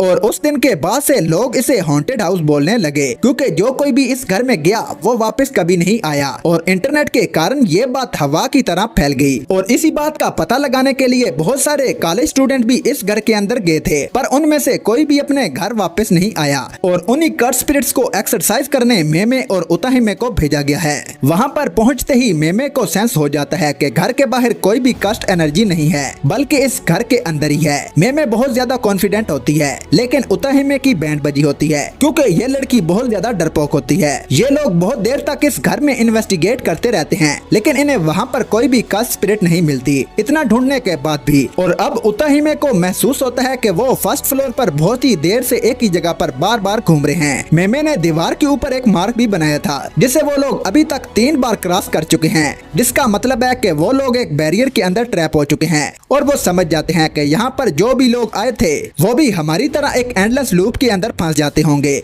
वो जितना मर्जी आगे चलते रहें, रास्ता कभी भी खत्म नहीं होने वाला। अब ये लोग सोचने लगते हैं कि इस बैरियर को कैसे तोड़ा जाए। उताहिमे को लगता है कि ये एक सर्कुलर बैरियर है जो कि सर्कल में लूप बनाता है। वो लोग पिछले आधे घंटे से लगभग 4 किलोमीटर चल चुके थे और थोड़ा और ध्यान देने पर उताहिमे को पता चल जाता है कि ये बैरियर कोई सर्कुलर लूप नहीं बना रहा, बल्कि ये एक लीनियर बैरियर है। और अगर ये लोग बहुत ही तेजी से नॉन स्टॉप भागेंगे तो इस बैरियर को ब्रेक किया जा सकता है। अब उताहिमे बहुत ज्यादा एक्साइटेड हो जाती है और मेमे से कहती है कि अब देख तूने मैं कितनी ज्यादा समझदार हूँ, अब तो तुम लोगों को मुझे प्रमोट करना होगा। लेकिन मेमे ठहरी लालची औरत, वो बोलती है कि हाँ करूंगी तुझे प्रमोट, लेकिन पहले मुझे बता पैसे कितने देगी। मुझे तो बस पैसों से मतलब है और तुझे प्रमोट करवा दूंगी। और अब इसके बाद ये दोनों डिसाइड करते हैं कि ये लोग ऑपोजिट डायरेक्शन में भागेंगे, जिससे वो बैरियर और भी जल्दी टूट जाएगा। और वो लोग अपनी पूरी स्पीड से ऑपोजिट डायरेक्शन में भागना शुरू कर देते हैं और फाइनली इस बैरियर को ब्रेक कर देते हैं। अब वो लोग जैसे ही बाहर आते हैं तो वो अपने सामने गोजो को देखते हैं और इन्हें पता चलता है कि वो पिछले 2 दिनों से इस बैरियर के अंदर ट्रैप हो रखे थे, इसलिए इन्हें ढूंढने के लिए गोजो, गेटो और शोको को वहाँ पर भेजा गया था, इन दोनों को रेस्क्यू करने के लिए। अब इस बैरियर के टूटने की वजह से इस हॉन्टेड हाउस की कर्स स्पिरिट बाहर आ जाती हैं और उताहिमे इसको देखकर बुरी तरह से डर जाती हैं। वो कर्स स्पिरिट इसके पीछे ही खड़ी होती है और तभी गोजो से कहता है कि अरे लड़की रोना बंद करो, मैं तुझे बचा लूंगा, चिंता मत कर तू। और तभी हम देखते हैं कि गेटो अपनी एक कर्स स्पिरिट की हेल्प से इस हॉन्टेड हाउस वाली कर्स स्पिरिट को एक्सरसाइज कर लेता है ताकि वो बाद में इसे एब्जॉर्ब कर सके। और शोको उताहिमे को गले लगा लेती है। इसके बाद ये सभी लोग वापस जुजुत्सु हाई आ जाते हैं और स्कूल पहुंचते ही इनका टीचर यागा इन्हें लेक्चर देने लगता है। अब यागा इन तीनों से पूछता है कि तुम लोगों ने वो कर्टन तो लगा ही दिया होगा, पर हमें पता चलता है कि ये काम गोजो को सौंपा हुआ था और वो कर्टन लगाना भूल गया, जिसकी वजह से गोजो को बहुत ज्यादा मार पड़ती है। अब इसके बाद वो तीनों स्पोर्ट्स रूम में जाकर बास्केटबॉल खेलने लगती हैं। गोजो पूछता है कि यार फालतू में मार दिया मुझे, वो कर्टन लगाने की जरूरत ही क्या है, क्योंकि आम लोग ना तो कर्स को देख सकते हैं और ना ही कर्स टेक्निक को। और दोस्तों मैं आपको बता दूं कि ये ओल्ड मेमोरीज हैं गोजो की, और इस टाइम गोजो एक स्टूडेंट है ना के टीचर। और जो प्रिंसिपल यागा है ना, वो भी इस वक्त जुजुत्सु हाई का टीचर हुआ करता था। लेकिन इसके बाद हम देखते हैं कि गोजो बोलता है कि भाई ये कमजोर लोगों को बचाना तो बहुत बोरिंग काम है यार, मैं तो थक गया हूँ। और तभी गेतो से कहता है कि भाई गोजो हमारा काम ही यही है, आम लोगों की हिफाजत करना। अब वो दोनों आपस में बहस करने लगते हैं और लड़ने के मूड में आ जाते हैं। गेतो बोलता है कि चलो बाहर चलते हैं, किसी खुली जगह में फाइट करते हैं। गोजो बोलता है कि अरे क्या तुम्हें यहाँ डर लग रहा है, पर तभी इनका टीचर वहाँ पर आ जाता है और इससे पूछता है कि ओए फिर से लड़ रहे हो तुम लोग। पर गोजो कहता है कि अरे नहीं हम तो बस मस्ती कर रहे हैं, ये देखो हम तो बहुत अच्छे दोस्त हैं। और इसके बाद यागा इनसे कहता है कि हाँ ठीक है, तुम दोनों को अब एक बहुत ही इंपॉर्टेंट मिशन पर जाना है। हालांकि ये मिशन तुम दोनों के लिए काफी ज्यादा डिमांडिंग हो सकता है और ऐसा भी हो सकता है कि तुम इस मिशन को ना कर पाओ, लेकिन खुद टेंजन सामा ने तुम्हें इस मिशन के लिए चूज किया है। अब कुछ लोग सोच रहे होंगे कि ये टेंजन कौन है, तो असल में टेंजन सामा वही आदमी है जो जुजुत्सु हाई का गार्डियन है। ये बंदा 1000 साल का है और जुजुत्सु वर्ल्ड का one of the strongest character भी है। ये बंदा अपनी कस्ट एनर्जी की वजह से इमोर्टल हो चुका है, पर इमोर्टल होने के बावजूद भी इसकी बॉडी बुरी होती है। अब आज से 2 दिन बाद इस बंदे को इसके स्टार प्लाज्मा वेसल से इमर्ज किया जाने वाला है और जो लड़की इस बंदे का वेसल बनेगी उसकी इंफॉर्मेशन अब लीक हो चुकी है। और 2 ऐसे ग्रुप्स हैं जो इस लड़की को मारना चाहते हैं। उसमें से पहला क्यू ग्रुप है और इस ग्रुप में वो बंदे हैं जो जुजुत्सु जादूगरों के खिलाफ हैं और वो इन्हें दुनिया से खत्म करना चाहते हैं। और दूसरा स्टार रिलीजियस ग्रुप, ये लोग मास्टर टेंजन को भगवान की तरह पूजते हैं और ये लोग नहीं चाहते कि इन्हें किसी भी ह्यूमन के साथ मर्ज किया जाए और उन्हें ऐसा लगता है कि ऐसा करने से इनकी प्योरिटी खत्म हो जाएगी। हालांकि इस ग्रुप में कोई भी कर्स यूजर नहीं है। अब इस प्लाज्मा वेसल की इंफॉर्मेशन लीक होते ही दोनों के दोनों ग्रुप आप इस लड़की को मारने के पीछे पड़ जाएंगे। और अब गोजो और गेटो का यही मिशन है कि वो दोनों इस लड़की को बचाएं कुछ भी करके और उस लड़की को सही सलामत जुजुत्सु हाई में लेकर आएं और फिर टेंजन सामा के साथ इसकी इमरजेंसी को पूरा करें। अब वो दोनों बिना टाइम वेस्ट किए उस लड़की को रेस्क्यू करने के लिए निकल पड़ते हैं। अब जिस होटल में उस लड़की को रखा गया था गोजो उसके बाहर निगरानी करता है और गेटो उसे लेने अंदर जाता है। अब गोजो बहुत ही ज्यादा ओवर कॉन्फिडेंस में होता है कि इसके होते हुए कुछ हो ही नहीं सकता। उस स्टार प्लाज्मा वेसल को देख लूंगा मैं एक एक को। पर तभी हम देखते हैं कि क्यू ग्रुप का एक सोल्जर उस होटल के अंदर एक ब्लास्ट करता है जिससे कि वो लड़की नीचे गिरने लगती है। पर गेटो अपनी एक कर्स स्पिरिट की हेल्प से उसे बचा लेता है और उस होटल के बाहर गोजो पर भी अटैक होता है और वो लोग गोजो की तरफ बहुत सारे चाकू फेंकते हैं। पर हम देखते हैं कि गोजो से टकराने से पहले ही वो सभी के सभी रुक जाते हैं, उसे एक खराश तक नहीं आती। होटल के बाहर एक बिल्डिंग के अंदर से दो लोग ये सब होता हुआ देख रहे थे, जिनमें से एक कॉन्ट्रैक्ट किलर था और दूसरा एक एजेंट। वो एजेंट उस कॉन्ट्रैक्ट किलर से कहता है कि स्टार रिलीजियस ग्रुप के पास इतनी ताकत नहीं है कि वो जुजुत्सु जादूगरों से लड़ सकें। इस ग्रुप में कोई भी कास्ट यूजर नहीं है, लेकिन इन लोगों के पास अंधा पैसा है। तो बताओ क्या तुम उस लड़की को मारने का कॉन्ट्रैक्ट लोगे? और ये बंदा इसका ये ऑफर एक्सेप्ट कर लेता है। अब इसके बाद हम देखते हैं कि इस क्यू ग्रुप के जिस सोल्जर ने इन पर अटैक किया था, गेटो के एक कर्स ने उस सोल्जर को पकड़ लिया और उसे किसी करने की कोशिश कर रहा होता है। वो बंदा खिड़की के बाहर होता है और गेटो अंदर, और गेटो एकदम मस्त माहौल में चाय पी रहा होता है सोफे पर बैठकर। और वो सोल्जर कहता है कि भाई प्लीज यार हटा दे इसे, मैं ये काम हमेशा के लिए छोड़ दूंगा, प्लीज मुझे जाने दो। लेकिन गेटो कहता है कि हाँ क्या तुमने कुछ कहा? मुझे लगा कि तुमने कुछ कहा। और जब ये बंदा देखता है कि गेटो इसकी बातों पर ध्यान नहीं दे रहा, तो वो उसे धमकी देते हुए कहता है कि तू रुक जा, हमारा सबसे खतरनाक सोल्जर आने वाला है, अभी देख लेगा तुझे। और तभी गेटो अपना फोन निकालता है और उसे एक पिक्चर दिखाते हुए कहता है कि ये तो नहीं है, जरा चेक करो। और इस फोटो में हम देखते हैं कि गोजो पहले ही उसकी बैंड बजा चुका है और इसके साथ एक सेल्फी ली होती है। ये सब देखकर वो बंदा बुरी तरह से डर जाता है और हार मान लेता है। अब क्यू ग्रुप पूरी तरह से हार जाता है। अब इसके बाद हम उसी कॉन्ट्रैक्ट किलर को एक बोट रेस अरीना में देखते हैं और ये कॉन्ट्रैक्ट किलर कोई और नहीं बल्कि मेगुमी फुशिगुरो का फादर तोजी फुशिगुरो है। अब इसके बाद वो एजेंट तोजी से बात करने के लिए इसके पास आता है और इससे पूछता है कि अबे तू यहाँ क्या कर रहा है बोट रेस में? तुम्हें तो गोजो को मारना था ना, यहाँ क्या कर रहे हो? बस पूरा दिन बोट रेस ही देखनी है? जिस पर अपना तोजी बिल्कुल चिल माहौल में कहता है कि देख भाई उसके साथ ना अभी गोजो है और जब तक गोजो उस लड़की के पास है मैं उसे हाथ भी नहीं लगा सकता और बिना किसी प्लान के गोजो को हराना नामुमकिन है। हमें पहले कुछ लोगों को उससे लड़ने भेजना होगा ताकि गोजो थक जाए और फिर हम उस पर अटैक करने का सोच सकते हैं और फिर भी चांसेस बहुत कम है कि मैं गोजो को हरा पाऊंगा या फिर नहीं। और तोजी थोड़ा सा परेशान होता है क्योंकि उसने 30 मिलियन येन लगा दिए थे इस मिशन को कंप्लीट करने के लिए। वो एजेंट तोजी से मेगुमी के बारे में पूछता है पर तोजी को पता ही नहीं होता कि ये किसके बारे में बात कर रहा है और तोजी बोलता है कि ये मेगुमी कौन है।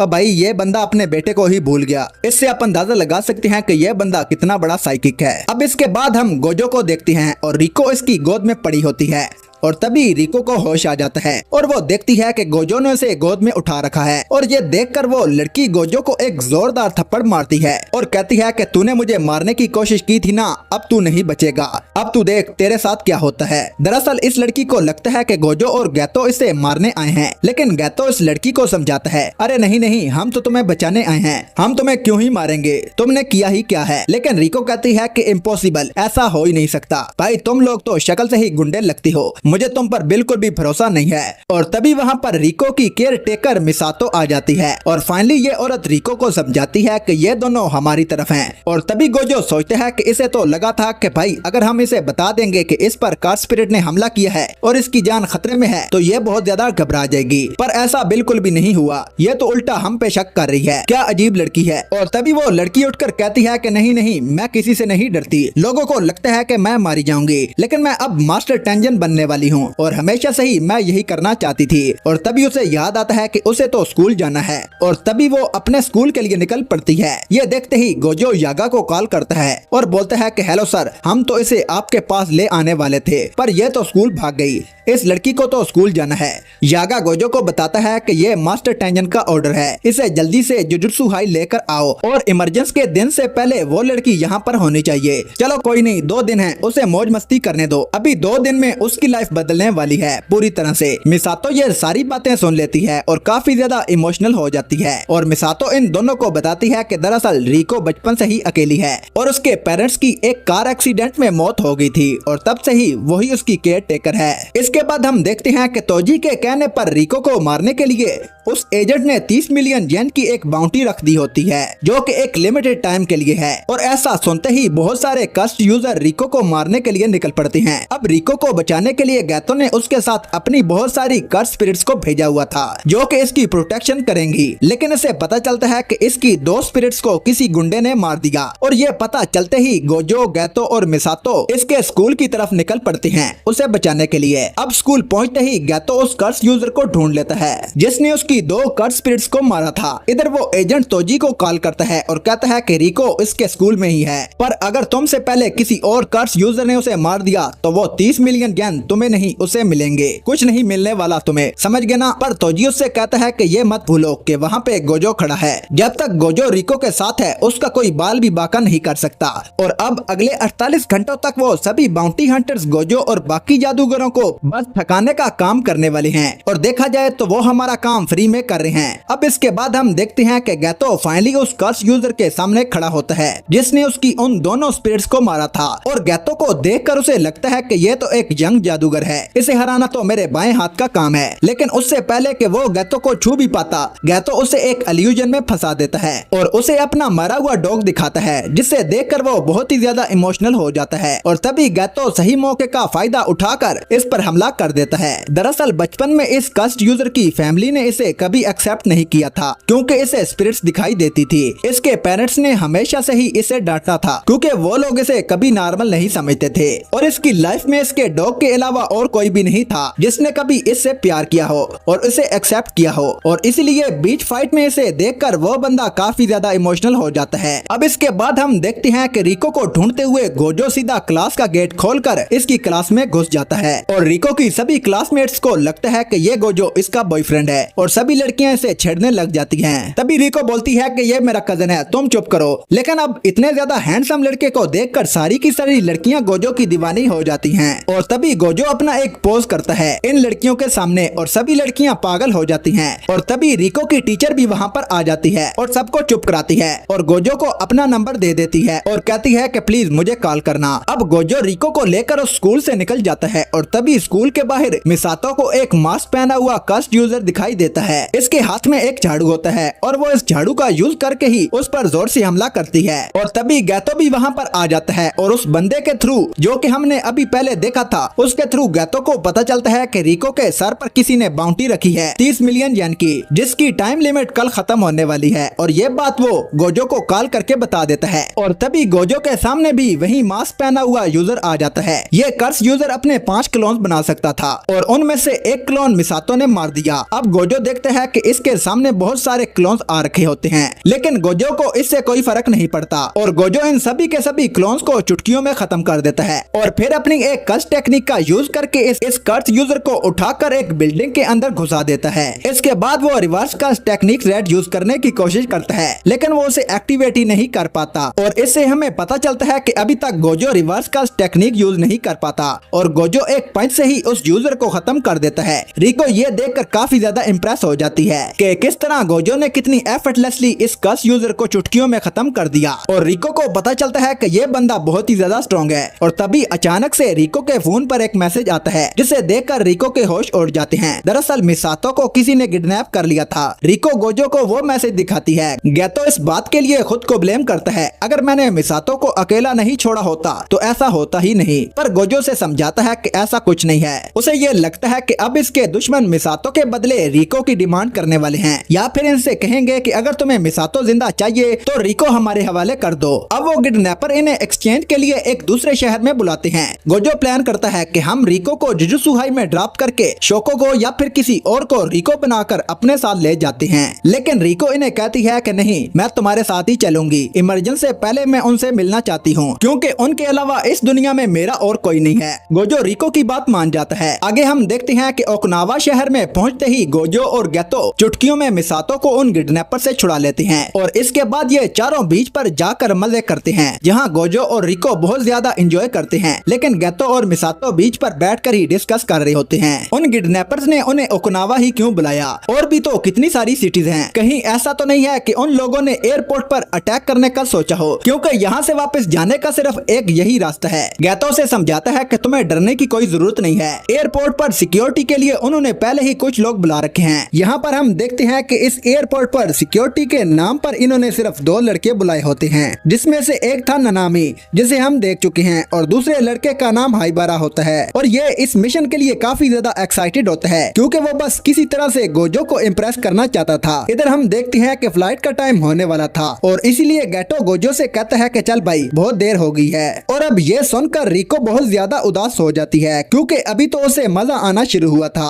और वो काफी ज्यादा दुखी हो जाती है, क्योंकि वो भी ऐसी नॉर्मल लाइफ जीना चाहती थी, लेकिन अब सब कुछ खत्म होने वाला था। गोजो रिको को देखकर समझ जाता है और गेतो से कहता है कि आज नहीं कल चलेंगे, क्योंकि इमरजेंसी का दिन वैसे भी कल शाम को है और इस शहर में टोक्यो से तो कम ही कर्स यूजर हैं, तो हम लोग यहाँ पर सेफ रहेंगे। और तो और कल सुबह इसके सर से बाउंटी भी हट जाएगी, तो कोई भी इन पर अटैक करने की कोशिश नहीं करेगा। तो देखा जाए तो ओकिनावा टोक्यो से काफी ज्यादा बेटर ऑप्शन लग रहा है मुझे। और ये सुनते ही रिको दोबारा से खुश हो जाती है। लेकिन अब एक बात गेटो को बहुत ज्यादा परेशान कर रही थी। गेटो गोजो को लेकर काफी ज्यादा चिंता में था कि कहीं रेस्ट ना मिलने पर गोजो एग्जॉस्ट ना हो जाए। गेटो गोजो से कहता है कि तुम पूरी रात से सोए नहीं और ऊपर से तुमने अपनी इन्फिनिटी टेक्निक को भी ओपन करके रखा है, जिससे तुम्हारी हालत बहुत ज्यादा खराब हो रही है। गोजो बोलता है कि नहीं, मुझे इससे इतनी टेंशन नहीं होती और वैसे भी जब तक तुम मेरे साथ हो मुझे क्या ही टेंशन है। और फाइनली गेटो मान जाता है एक दिन और रुकने के लिए। वहीं पर उस दिन वो लोग बहुत ही ज्यादा एंजॉय करते हैं, घूमने जाते हैं, मस्त मस्त खाना खाते हैं और साथ में एक्वेरियम में भी जाते हैं, जहाँ फिश को देखकर रिको बहुत ज्यादा खुश होती है। इसके बाद अब अगले दिन ये लोग फाइनली बिना किसी प्रॉब्लम के टोक्यो पहुँच जाते हैं और जुजुत्सु हाई में एंटर कर जाते हैं। और अब रिको के सर पर जो बाउंटी लगी थी वो भी खत्म हो गई है और अब ये लोग जुजुत्सु हाई के बैरियर के अंदर फाइनली सेफ हो चुके थे। और इस बैरियर के अंदर आते ही सब लोग चैन की सांस लेते हैं। और गाइस, पिछले 3 दिन तक गोजो 1 सेकंड के लिए भी सोया नहीं था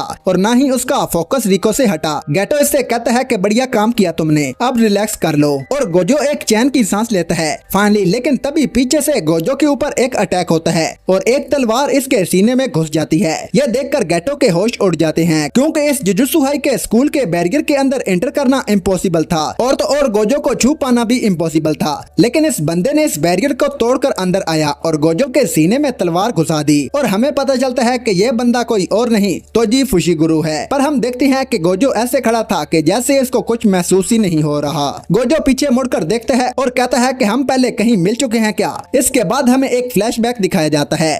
तोजी गोजो को बताता है कि कुछ साल पहले जब मुझे गोजो क्लैन के 6 आई बच्चे के बारे में पता चला था तो मैं बहुत ज्यादा क्यूरियस हो गया था और इसलिए मैं तुम्हें वहाँ पर देखने आया था। तुम तब बच्चे थे, लेकिन इसके बावजूद तुमने मुझे सेंस कर लिया था। उस टाइम पर ऐसा कोई नहीं था जो मुझे सेंस कर सकता हो और तुम पहले और आखिरी इंसान हो जो मुझे सेंस कर पाए थे। और उस दिन से ही मुझे तुम्हारी ताकत का अंदाजा हो गया था और इसलिए मैंने इन 3 दिनों में पहले तुम्हें थकाया, तुम्हारी सेंसेस को कमजोर किया और फिर मौका मिलते ही तुम पर अटैक कर दिया।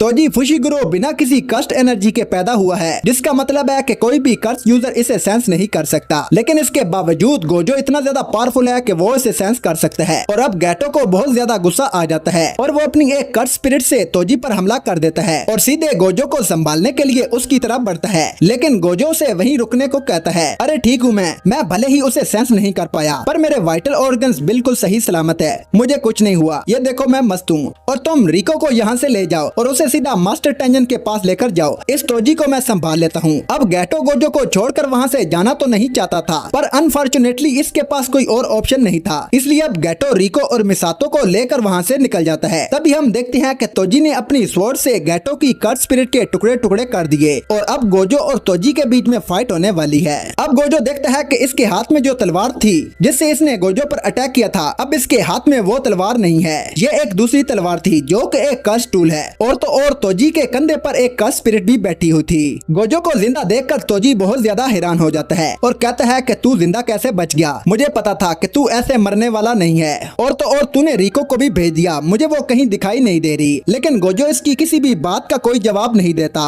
और गोजो बोलता है कि अरे पागल इंसान, रिको के ऊपर जो बाउंटी लगी थी वो हट चुकी है। जिस पर तोजी बोलता है कि तुम बहुत बड़े बेवकूफ हो। तोजी फाइनली गोजो को अपना प्लान बताता है कि रिको के ऊपर बाउंटी लगाने वाला वही था। मुझे पता था कि अगर मैं तुमसे डायरेक्ट हमला करूंगा तो मैं नहीं जीत पाऊंगा, मैं कभी सामने से आकर तुम्हें नहीं हरा सकता हूँ, इसलिए पहले मैंने तुम्हें थकाया, मिसातो का किडनैप किया, ये सब कुछ मेरा ही किया धरा था। यह सुनकर गोजो को काफी ज्यादा गुस्सा आ जाता है और वो तोजी पर अपना पहला अटैक करता है। लेकिन हम देखते हैं कि तोजी बहुत ही आसानी से गोजो के अटैक को डॉज कर जाता है और तभी इसे महसूस होता है कि ये कोई मामूली इंसान नहीं है, ये बहुत ही ज्यादा फास्ट है, और तो और इस बंदे के पास कोई कास्ट एनर्जी भी नहीं है, फिर भी ये इतना ज्यादा स्ट्रॉन्ग कैसे है। इसके बाद हम देखते हैं कि तोजी उछलते उछलते गोजो के पास आने लगता है पर गोजो एक ही पंच से इसे दूर धकेल देता है। और यहाँ पर गोजो को एक और चीज महसूस होती है और वो ये कि जिस किसी को भी गोजो की इन्फिनिटी टेक्निक के बारे में पता होता है वो इसके आसपास आने की कोशिश भी नहीं करेगा। तो तोजी के हाथ में जो हथियार है वही इसका ट्रम्प कार्ड है, इसलिए गोजो समझ जाता है कि इसे तोजी को अपने पास नहीं आने देना चाहिए। और तभी गोजो एक बड़ा सा ब्लास्ट करके अपने आसपास का सारा एरिया उड़ा देता है ताकि तोजी कोई भी कवर वगैरह ना ले पाए और गोजो इसे आसानी से देख पाए। लेकिन तभी हम देखते हैं कि वहाँ पर बहुत सारे कीड़े आ जाते हैं जिन्हें फ्लाई हेड्स कहा जाता है और वो सभी के सभी गोजो को घेर लेते हैं। गोजो समझ जाता है कि तोजी ने यह सब किया है ताकि वो इसे देख ना सके, पर तभी गोजो समझ जाता है कि इसका मतलब ये है कि वो रिको के पीछे चला गया है। अब गोजो रिको के पीछे जाने वाला होता है कि तभी गोजो महसूस करता है कि तोजी इसके पास आ चुका है और ये भी कि ये तोजी की एक चाल थी, इसे ये सेंस करवाने के लिए कि तोजी रिको के पीछे भाग चुका है। लेकिन ऐसा नहीं था,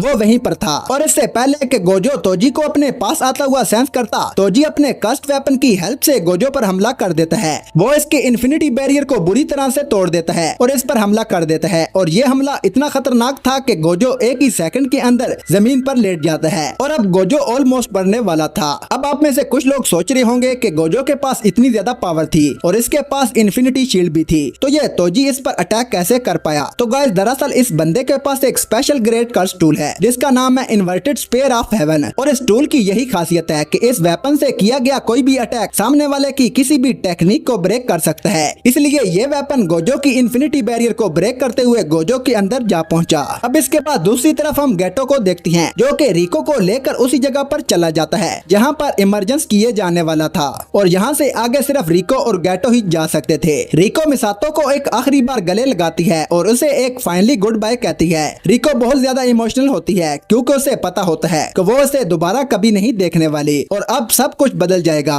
और इसी के साथ वो फाइनली उस जगह पर पहुंच जाते हैं जहां पर मास्टर टेंजन होता है। गेटो इसे बताता है कि इस जगह पर तुम्हारी इमरजेंसी होगी, अब तुम अंदर जा सकती हो, बस तुम्हें सीढ़ियों से होते हुए गेट तक जाना है और यहाँ पर भी एक बैरियर है और इस बैरियर के अंदर सिर्फ वही जा सकता है जिसे मास्टर टेंजन ने खुद बुलाया हो, मतलब कि तुम। और हाँ, तुम्हारे पास एक और ऑप्शन भी है, अगर तुम चाहो तो इसी वक्त यहाँ से जा सकती हो और वापस से अपनी नॉर्मल लाइफ जी सकती हो। यह सुनकर रिको बहुत ज्यादा हैरान हो जाती है क्योंकि इसे लगा था कि वापस जाने का कोई ऑप्शन नहीं था। गेटो इसे बताता है कि हमारे टीचर जागा ने हमें बताया था कि इमरजेंसी तुम्हारी मौत के बराबर है और इसीलिए गोजो और मैंने ये डिसाइड किया था कि अगर इमरजेंसी के लिए तुमने मना कर दिया तो हम तुम्हें जाने देंगे। हम इतने बुरे भी इंसान नहीं हैं जितने दिखने में लगते हैं और मुझे पता है कि अगर हमने ऐसा कर दिया तो मास्टर टेंजन हमसे गुस्सा हो जाएंगे, पर रिको तुम्हारी मर्जी के बिना कोई भी इमरजेंसी नहीं होगा। गेटो की ये बात सुनकर रिको की आंखों में आंसू आ जाते हैं और वो इससे कहती है कि तुम्हें पता है कि मैं मॉम डैड के जाने के बाद अकेली हो गई थी, मुझे लगा था कि मेरे होने या ना होने का तो कोई मतलब ही नहीं है। सब लोग मुझे कहते थे कि तुम बहुत ज्यादा स्पेशल हो, तो तुम सबसे अलग हो और इसीलिए मैंने इमरजेंसी करने का डिसाइड किया था। मुझे लगा था कि अगर मैं मर भी जाऊंगी तो क्या ही फर्क पड़ेगा, लेकिन जब मैंने अपने दोस्तों और तुम्हारे साथ टाइम स्पेंड किया तो मुझे महसूस हुआ कि मेरे होने से फर्क पड़ता है। मैं बहुत ज्यादा खुश थी और सच बोलूं तो मैं जीना चाहती हूँ, मैं तुम लोगों के साथ वापस घूमना चाहती हूँ। और अब गेटो रिको की तरफ अपना हाथ बढ़ाता है और कहता है कि रिको चलो घर चलें। अब रिको बहुत ही ज्यादा इमोशनल हो जाती है और अपना हाथ गेटो को देने वाली होती है, पर तभी एक गोली रिको के सर के आर पार निकल जाती है और रिको वहीं पर मर जाती है और ये गोली इस पर तोजी ने चलाई थी। गेटो को यकीन नहीं होता कि आखिर ये हुआ क्या और तोजी को वहाँ देखकर गेटो हैरान हो जाता है। गेटो बोलता है कि आखिर तुम जिंदा कैसे हो। तोजी बोलते हैं कि तुम्हारा कहने का क्या मतलब है। फिर वो बोलते हैं कि हाँ भाई, अच्छा मुझे अब पता चला कि तुम्हें लगा कि गोजो ने मुझे मार दिया होगा, लेकिन गोजो को मैंने मार दिया। और ये सुनते ही गेटो अपनी सबसे पावरफुल कर्स स्पिरिट बाहर निकालता है और गेटो बोलता है कि अच्छा अगर ऐसा है तो मैं तुम्हें बचकर यहाँ से जाने नहीं दूंगा और तुम्हें इसी वक्त मार दूंगा। अब इन दोनों के बीच में बहुत ज्यादा खतरनाक फाइट शुरू हो जाती है और तोजी गेटो के ऊपर 3 बुलेट्स को फायर कर देता है, लेकिन फिर भी गेटो इसकी बुलेट से बच जाता है। लेकिन गेटो देखता है कि इसकी सबसे पावरफुल कर्स से लड़ने के बाद भी तोजी एकदम सही सलामत खड़ा होता है। ये देखकर गेटो काफी ज्यादा हैरान हो जाता है। तोजी इसे बताता है कि वो कैसे बैरियर के बावजूद भी स्कूल में घुस पाया और वो इसे बताता है कि जुजुत्सु हाई के बैरियर सिर्फ स्कूल को छुपाने का काम करते हैं और अगर किसी को मेन गेट का पता हो तो वो बहुत ही आसानी से अंदर आ सकता है, स्पेशली मेरे जैसा कोई जिसके पास कोई भी कस्ट एनर्जी नहीं है, जिसकी वजह से मुझे ट्रैक भी नहीं किया जा सकता। इससे ये काम मेरे लिए और भी आसान हो गया। और तो और जब जुजुत्सु हाई के लोग उन फ्लाई हेड से निपट रहे थे तो मैं यहाँ पर आ गया। फिर इसके बाद तोजी बताता है कि ये कर्स स्पिरिट इसके पास कहाँ से आई और ये कर्स टूल को कहाँ पर छुपा के रखता है। असल में तोजी अपने सारे कर्स टूल को इस कर्स स्पिरिट के अंदर छुपा कर रखता है और ये कर्स स्पिरिट जो होती है इसके अंदर ये खासियत है कि ये खुद को छोटा या बड़ा कर सकती है और ये इतनी छोटी हो जाती है कि तोजी इसे खा लेता है और अपने पेट के अंदर रख लेता है और इतना छोटा होने की वजह से इसकी कर्स एनर्जी को कोई भी सेंस नहीं कर पाता, जिसकी वजह से किसी को भी मेरे बारे में नहीं पता चलता। अब गेटो को समझ आ जाता है कि तोजी हेवनली रिस्ट्रिक्शन के साथ पैदा हुआ है, पर गेटो के मन में अभी भी एक सवाल था कि तुम यहाँ तक कैसे पहुँचे, मुझे बताओ। इसकी लोकेशन तो किसी को भी नहीं पता। तोजी इसे बताता है कि हेवनली रिस्ट्रिक्शन की वजह से इसके सेंसेस बहुत ज्यादा तेज हो चुके हैं और कोई भी इंसान अपने पीछे उसकी स्मेल या फिर फुटप्रिंट्स तो छोड़ता है, तो मैं उसी को फॉलो करते हुए यहाँ तक आ गया हूँ। गेटो इससे पूछता है कि अच्छा तुम्हें रास्ते में मिसातो तो मिली होगी और तोजी उसे बताता है कि हाँ भाई मिली तो थी, लेकिन मैं सच बताऊं तो मैंने उसे मार दिया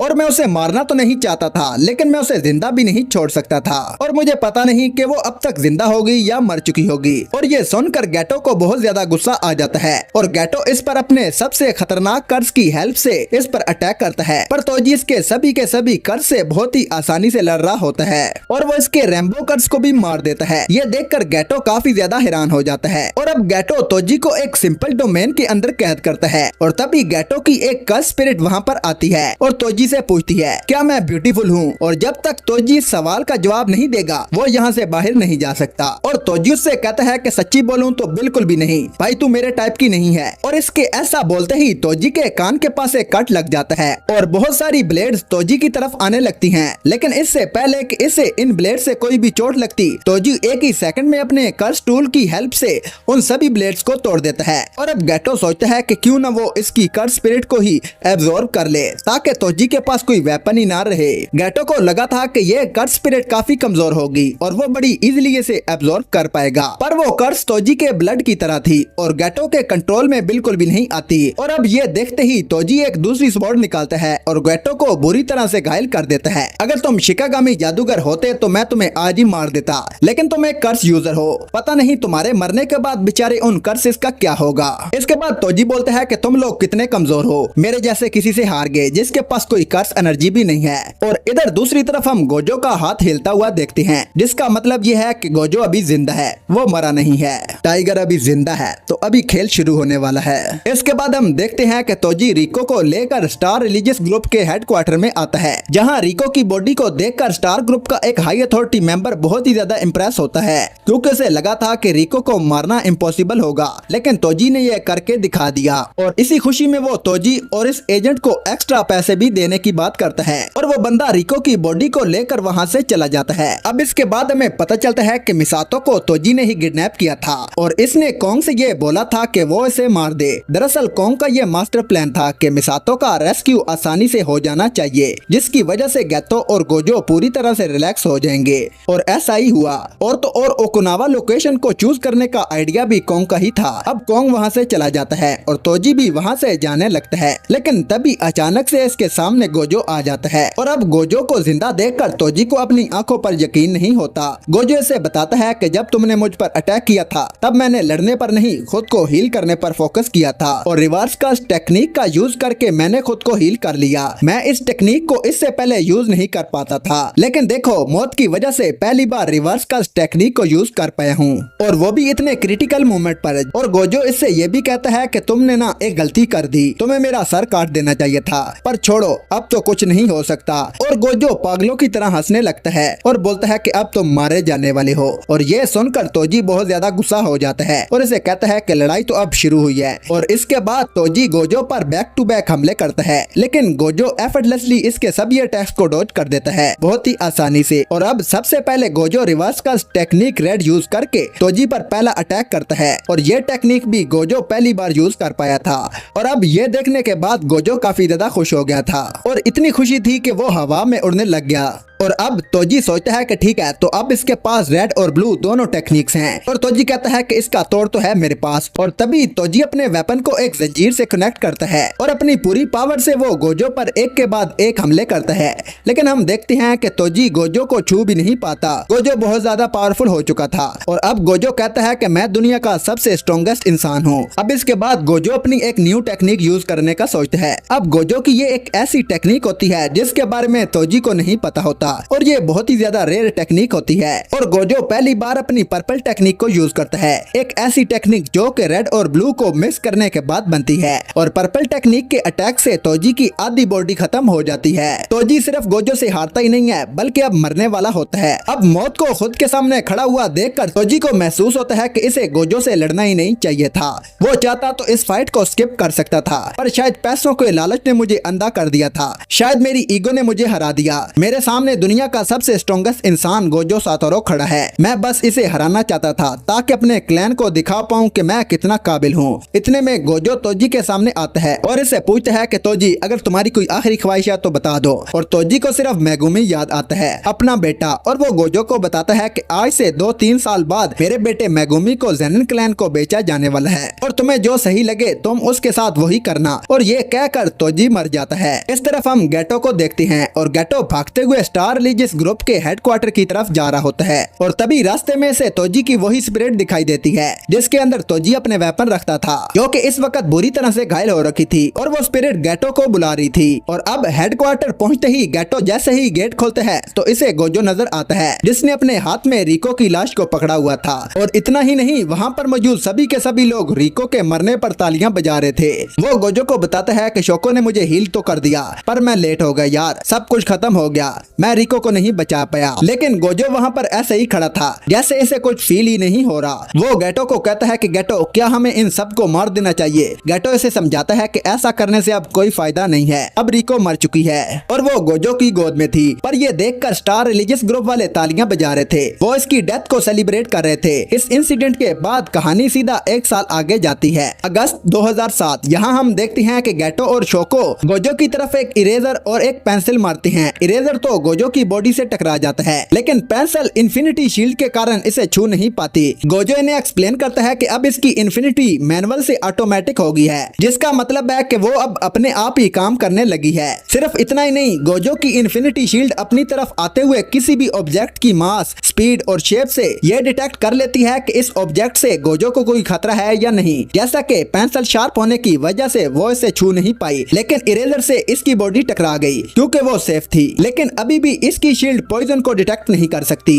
गोजो इन्हें बताता है कि अब मैं अपनी लिमिटलेस टेक्निक को हर वक्त एक्टिवेट रख सकता हूँ, वो भी बिना थके। गोजो इन्हें यह भी बताता है कि कैसे साल भर में इसने बहुत ज्यादा ट्रेनिंग की और इसने अपनी सभी के सभी पावर्स और एबिलिटीज को नेक्स्ट लेवल पर कर लिया। मैंने ब्लू और रेड टेक्निक को मास्टर कर लिया है, जिसका मतलब है कि मैं दोनों टेक्निक्स को मल्टीपल टाइम यूज कर सकता हूँ, और वो भी एक साथ। और मैं बहुत ही जल्दी टेलीपोर्ट और डोमेन बनाना भी सीख जाऊंगा। अब ये देखकर गेटो सोचने लग जाता है कि गोजो अब सबसे ज्यादा पावरफुल और स्ट्रॉन्ग बन चुका है, और अब वो गेटो से काफी ज्यादा आगे निकल चुका है। अब गोजो इतना ज्यादा स्ट्रॉन्ग हो चुका है कि वो किसी भी मिशन को अकेला ही हैंडल कर सकता है। और दोस्तों, जैसा कि हमने पहले देखा था कि गेटो, गोजो और शोको एक साथ मिशन पर जाया करते थे, तीनों मिलकर, और अपना सारा टाइम एक दूसरे के साथ स्पेंड करते थे। लेकिन अब ऐसा नहीं था, अब गोजो अकेले ही मिशन पर जाता था। और रही बात शोको की, तो वो अब किसी भी डेंजरस मिशन पर जाती ही नहीं है। और अब गेटो भी काफी अकेला रहने लग गया था। अब अकेला रहने जाने की वजह से गैटो को वही स्टार रिलीजियस ग्रुप वाला इंसिडेंट याद आता रहता है। रिको की मौत का वो सेलिब्रेशन, गोजो ने रिको को अपनी गोद में उठा रखा था और वहाँ पर खड़े वो लोग जो के तालियां मारे थे। इंसानों के इस घनौने रूप को देखकर गैटो खुद पर ही सवाल करता है कि वो एक जुजुत्सु जादूगर क्यों है, वो क्यों इनकी मदद कर रहा है। और अब क्योंकि वो अकेले ही मिशन पर जाता था तो यही सोचता था कि ये सब मैं आखिर किसके लिए कर रहा हूँ, इन घटिया इंसानों के लिए। गैटो के मन में इंसानों के लिए थोड़ी थोड़ी नफरत बनती शुरू हो गई थी। अब इसके अंदर का गुस्सा और दर्द इतना ज्यादा होता है कि अब वो पहली बार आम इंसानों को बदबूदार मंकी कहकर बुलाता है। अब इसके बाद हम देखते हैं कि गैटो एक जगह पर अकेला बैठा होता है और तभी हाइबरा वहाँ पर आ जाता है। गैटो इस बंदे को कोल्ड ड्रिंक ऑफर करता है और ये देखकर हाइबरा बहुत ही ज्यादा खुश हो जाता है। हाइबरा इसे बताता है कि वो कल एक मिशन पर जाने वाला है और वो जगह यहाँ से काफी दूर है। फिर गैटो इससे पूछता है कि हाइबरा, तुम्हें एक जुजुत्सु जादूगर बन के कैसा लगता है? क्या तुम्हें लगता है कि तुम आगे भी ये कर पाओगे? असल में वो ये सवाल हाइबरा से नहीं बल्कि खुद से कर रहा था। और तभी एक लड़की वहाँ पर आ जाती है और कहती है कि तुम ही गैटो हो ना, तो बताओ मुझे तुम्हें किस टाइप की लड़कियां पसंद है। गैटो से पूछता है कि कौन हो तुम। हाइबरा इस लड़की को देखकर बहुत ज्यादा एक्साइटेड हो जाता है और हाइबरा इसे जवाब देते हुए कहता है कि अरे अरे वही लड़की जो बहुत ज्यादा खाती पीती है। गैटो इसे बहुत ही अजीब तरीके से देखता है और हाइबरा वहाँ से चला जाता है। वो लड़की गैटो के पास आकर बैठ जाती है और उसे बोलती है कि मेरा नाम यूकी है और मैं एक स्पेशल ग्रेड 1 सोर्सरर हूँ। गैटो इसे पहचान जाता है कि ये वही लड़की है जो कि एक स्पेशल ग्रेड जादूगर होने के बावजूद भी किसी मिशन पर नहीं जाती।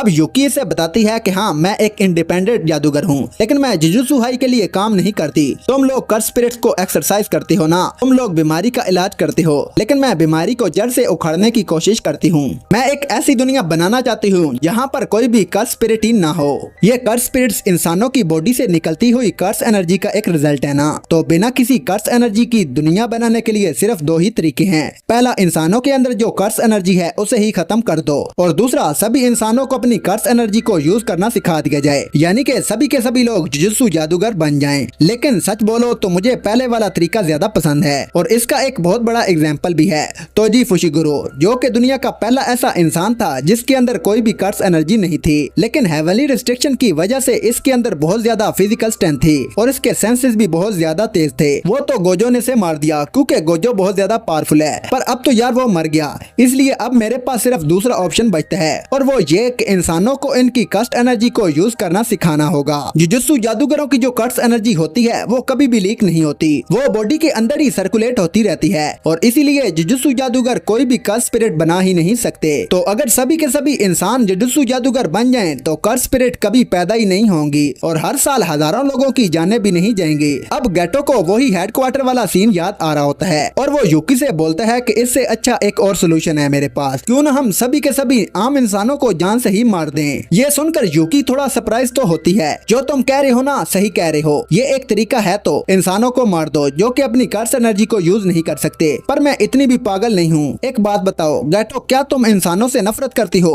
अब गैटो इसे सब कुछ बता देता है और कहता है कि पहले मुझे लगता था कि इंसानों को बचाना ही हमारा फर्ज है, लेकिन जैसे जैसे इंसानों का घनौना रूप मेरे सामने आता जा रहा है, मेरे मन में इन लोगों के लिए वैल्यू कम होती जा रही है। मुझे समझ नहीं आ रहा कि मुझे क्या करना चाहिए। एक तरफ तो लगता है कि मुझे इंसानों के लिए खड़ा होना चाहिए, उनकी जान बचानी चाहिए, लेकिन फिर मुझे इंसानों का घनौना रूप दिख जाता है और मैं बहुत ज्यादा कंफ्यूज हो जाता हूँ। तो ये सारी बात यूकी को बताता है। इससे हमें पता चलता है कि गैटो इस वक्त बहुत ज्यादा परेशान है। अब यूकी से बताती है कि देखो, इसका पूरा का पूरा डिसीजन तुम्हारे हाथ में है, तुम्हें क्या चूज करना है और क्या चीज तुम्हें ज्यादा बढ़िया लगती है। अब ये बोलकर यूकी वहाँ से चली जाती है, पर जाने से पहले वो कहती है कि तुम भी आगे चलकर एक स्पेशल ग्रेड जादूगर बन जाओगे। मास्टर टेंजन अब स्टेबल हैं और अब इन्हें एक दूसरा स्टार प्लाज्मा वेसल मिल चुका है। अब इसके बाद हम देखते हैं कि नानामी और गैटो एक मोर्ग में हैं। अनफॉर्चुनेटली हाइबरा जिस मिशन पर गया था वहाँ इसकी डेथ हो गई। नानामी इसे बताता है कि यह मिशन हमारे लिए बहुत आसान होता, क्योंकि हमें एक सेकंड ग्रेड कर्स स्पिरिट को एक्सरसाइज करना था, लेकिन अपने एरिया में जाते ही वो एक स्पेशल ग्रेड कर्स बन गया और हाइबरा की मौत हो गई। अब हाइबरा की मौत पर गैटो को बहुत ज्यादा बुरा लगता है और अब गैटो मन में सोचता है कि अब इसकी लाइफ के आखिर में इसे अपने दोस्तों की लाशें ही देखने को मिलेंगी। और कुछ दिनों बाद गैटो को एक मिशन पर भेजा जाता है जहाँ पर कोई कर्स स्पिरिट एक के बाद एक लोगों को मारती जा रही थी।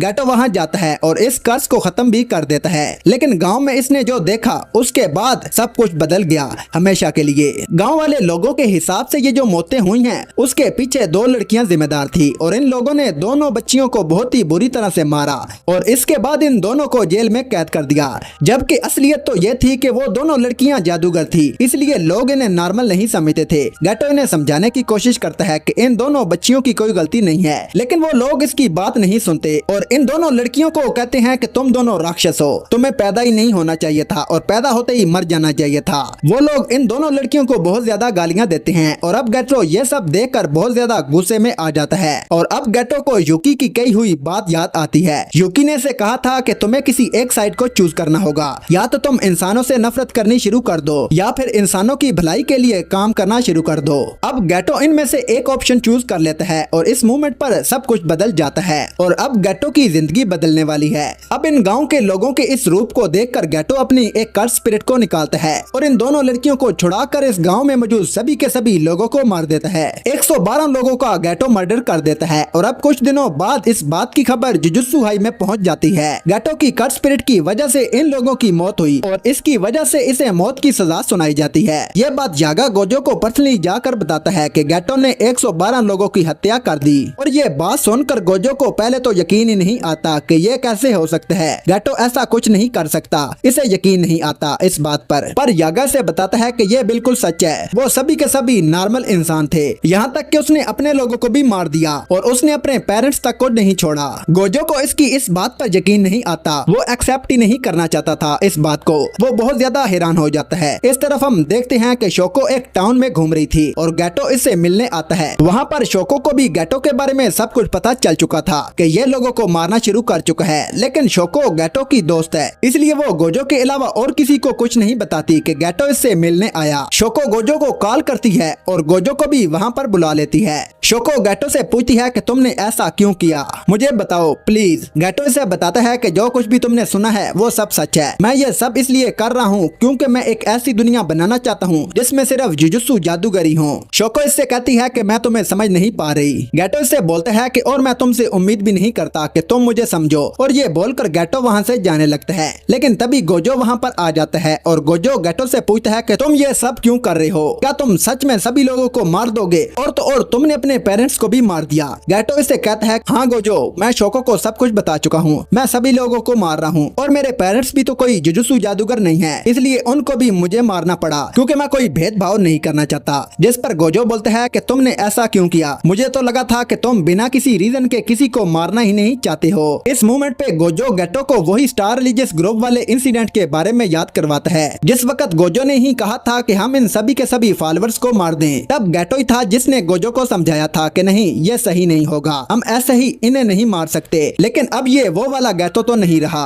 गोजो बहुत ज्यादा गुस्से में होता है और इसे कहता है कि ठीक है, लेकिन क्या तुम्हें इतना भी नहीं पता कि सभी के सभी नॉर्मल ह्यूमंस को मारना इम्पॉसिबल है, तुम्हें पूरी दुनिया को ही खत्म करना होगा, इसके लिए तुम अपने गोल्स को प्रैक्टिकली कभी अचीव नहीं कर पाओगे। लेकिन इसके जवाब में गेटो इससे कहता है कि लेकिन गोजो तुम तो ये अकेले ही कर सकती हो, अगर मैं तुम्हारे जितना स्ट्रॉन्ग बन गया तो मुझे पता है कि मैं ये कर लूंगा, मैंने अपने आप के लिए एक जिंदगी चूज कर ली है, तुम चाहो तो मुझे मार सकती हो। अब गोजो गेटो पर हमला करने के बारे में सोचते हैं, लेकिन गोजो की हिम्मत नहीं होती गेटो को मारने की। गोजो बस वहाँ पर खड़ा खड़ा फ्रीज हो जाता है और गेटो वहाँ से चला जाता है। ये बात तो यागा भी समझ जाता है कि गोजो गेटो को क्यों नहीं मार पाया। गोजो बहुत ज्यादा दुखी था। गोजो कहता है कि भले ही मैं दुनिया का सबसे स्ट्रॉन्गेस्ट इंसान क्यों ना हूँ, लेकिन मैं अपने दोस्त को नहीं मार सकता। अब इसके बाद हम स्टार रिलीजियस ग्रुप के हेडक्वार्टर को देखते हैं, यहाँ पर अभी भी बहुत सारे फॉलोअर्स थे और अब गेटो वहाँ पर इन सभी को लीड करता है और इन सबको लीड करने के लिए एक प्रीस्ट की तरह कपड़े पहनकर आ जाता है और अपने साथ गेटो इन दोनों बच्चियों को भी लेकर आया था जिनके लिए इसने पूरा का पूरा गांव ही मार दिया था। फिर वो मेन हॉल के अंदर जाकर अनाउंसमेंट करता है कि आज से मैं आप सबका लीडर हूँ और आज से मैं आप सभी लोगों को कर्से से प्रोटेक्ट भी करूंगा। मैं इस ऑर्गेनाइजेशन का नाम भी बदलने वाला हूँ। और जब एक बंदा इसकी बात से एग्री नहीं करता तो गेटो उसे स्टेज पर बुलाता है और सभी के सामने उसे बहुत बेरहमी से मार देता है और इसके बाद सबको डायरेक्टली वार्निंग देता है कि चाहे जो मर्जी हो जाए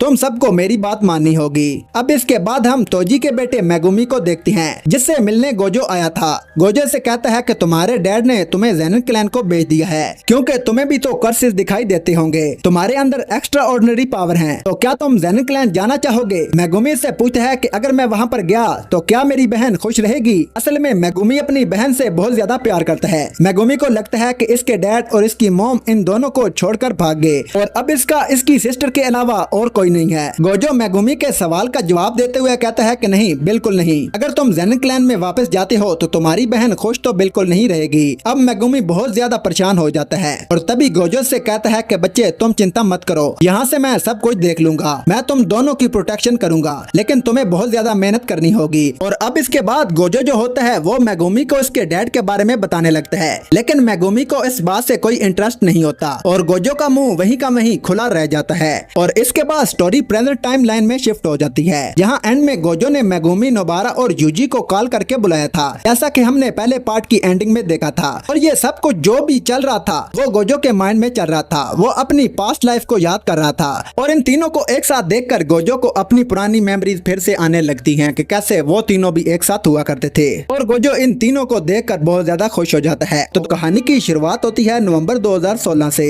जहां कुछ हाई स्कूल के लोग यूता ओकोत्सु नाम के एक लड़के को बहुत ज्यादा लंबे टाइम से बुली कर रहे थे। वो इसे बहुत ज्यादा तंग करते थे और एक दिन जब बात बहुत ज्यादा आगे बढ़ गई तो यूता की एक कर्स स्पिरिट वहाँ पर आ गई जिसका नाम रिका है। और उस कर्स स्पिरिट ने उन सभी बुलीज पर अटैक करके सभी लोगों को मार दिया। इस इंसिडेंट के बाद यूता को जुजुत्सु हाई लेकर आया जाता है और वहाँ के हायर अप्स यूता को जान से मार देने का डिसीजन लेते हैं, लेकिन गोजो वहाँ पर आकर इस बात को रद्द कर देता है। हायर अप्स इसे कहते हैं कि यूता का एग्जीक्यूशन उसकी मर्जी से हो रहा है, वो चाहता है कि उसे मार दिया जाए, लेकिन इस पर गोजो इन्हें साफ साफ कहता है कि यूता सिर्फ एक 16 साल का डरा हुआ लड़का है, ये बच्चा है यार, मैं उसे मरने नहीं दे सकता। यूता अब जुजुत्सु हाई ज्वाइन करेगा, मैं उसे अपने साथ ले जा रहा हूँ। इसके बाद गोजो सीधा यूता से मिलने उसी चैम्बर में जाता है जहाँ उसे कस्टडी में रखा गया था और जहाँ हमें पता चलता है कि यूता का अपनी कर्स स्पिरिट रिका पर कोई कंट्रोल नहीं था। और जब रिका ने इसे प्रोटेक्ट करने के लिए लोगों पर अटैक किया था तब यूता को बहुत ज्यादा गिल्टी फील हुआ था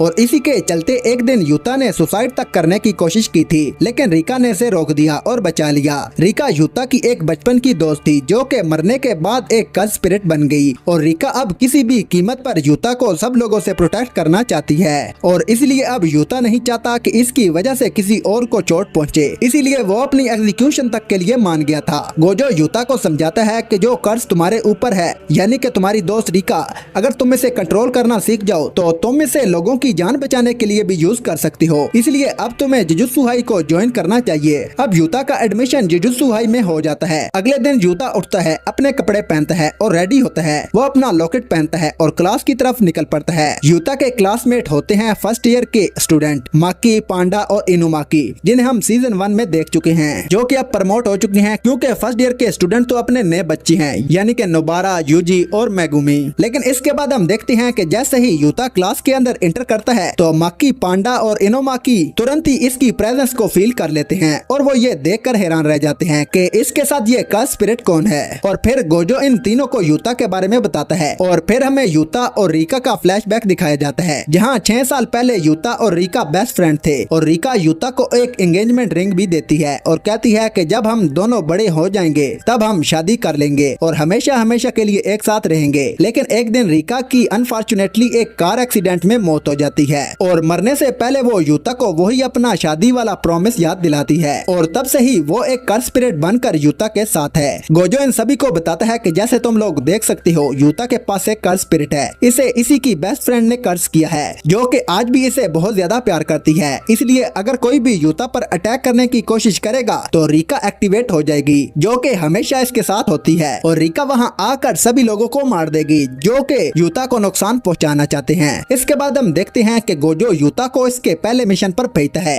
एक एलिमेंट्री स्कूल में एक कर्स स्पिरिट छोटे छोटे बच्चों को मारा था। माकी और यूता दोनों को इसी स्पिरिट को एक्सरसाइज करके इस स्कूल में फंसे दोनों बच्चों को रेस्क्यू करना है। अब गोजो एक बाउंड्री बनाकर वहाँ से चला जाता है और दूर से देख रहा होता है। अब यूता का ये पहला मिशन होता है, इसलिए वो बहुत ज्यादा घबराया होता है। माकी से बताती है कि कर्स स्पिरिट जितनी ज्यादा वीक होती हैं, उतनी ही ज्यादा झुंड में आती हैं। और फिर यूता का आईडी कार्ड देखकर माकी को पता चलता है कि यूता एक स्पेशल ग्रेड का जादूगर है। वो दोनों आपस में बात कर रहे होते हैं कि तभी वो कर्स स्पिरिट इन पर अटैक कर देती है, जिससे माकी का कर्स टूल और यूता का आईडी कार्ड नीचे गिर जाता है और वो स्पिरिट इन दोनों को खा जाती है। और अब वो दोनों इस कर्स स्पिरिट के पेट के अंदर थे और वहाँ इन्हें वो दोनों बच्चे भी मिलते हैं जिन्हें इन्होंने बचाना था, लेकिन कर्स की वजह से वो दोनों बच्चे अब जल्दी ही मरने वाले थे। ये देखकर यूता बहुत ज्यादा डर जाता है और तभी माकी भी अचानक से नीचे गिर जाती है। वो बच्चे माकी को देखकर रोने लग जाते हैं और यूता से कहते हैं कि हम मरना नहीं चाहते, प्लीज हमें बचा लो। यूता बेचारा कुछ नहीं कर पाता और वो फ्री फ्रीज हो जाता है और माकी इससे गुस्से से पूछती है कि तुमने जुजुत्सु हाई को ज्वाइन क्यों किया,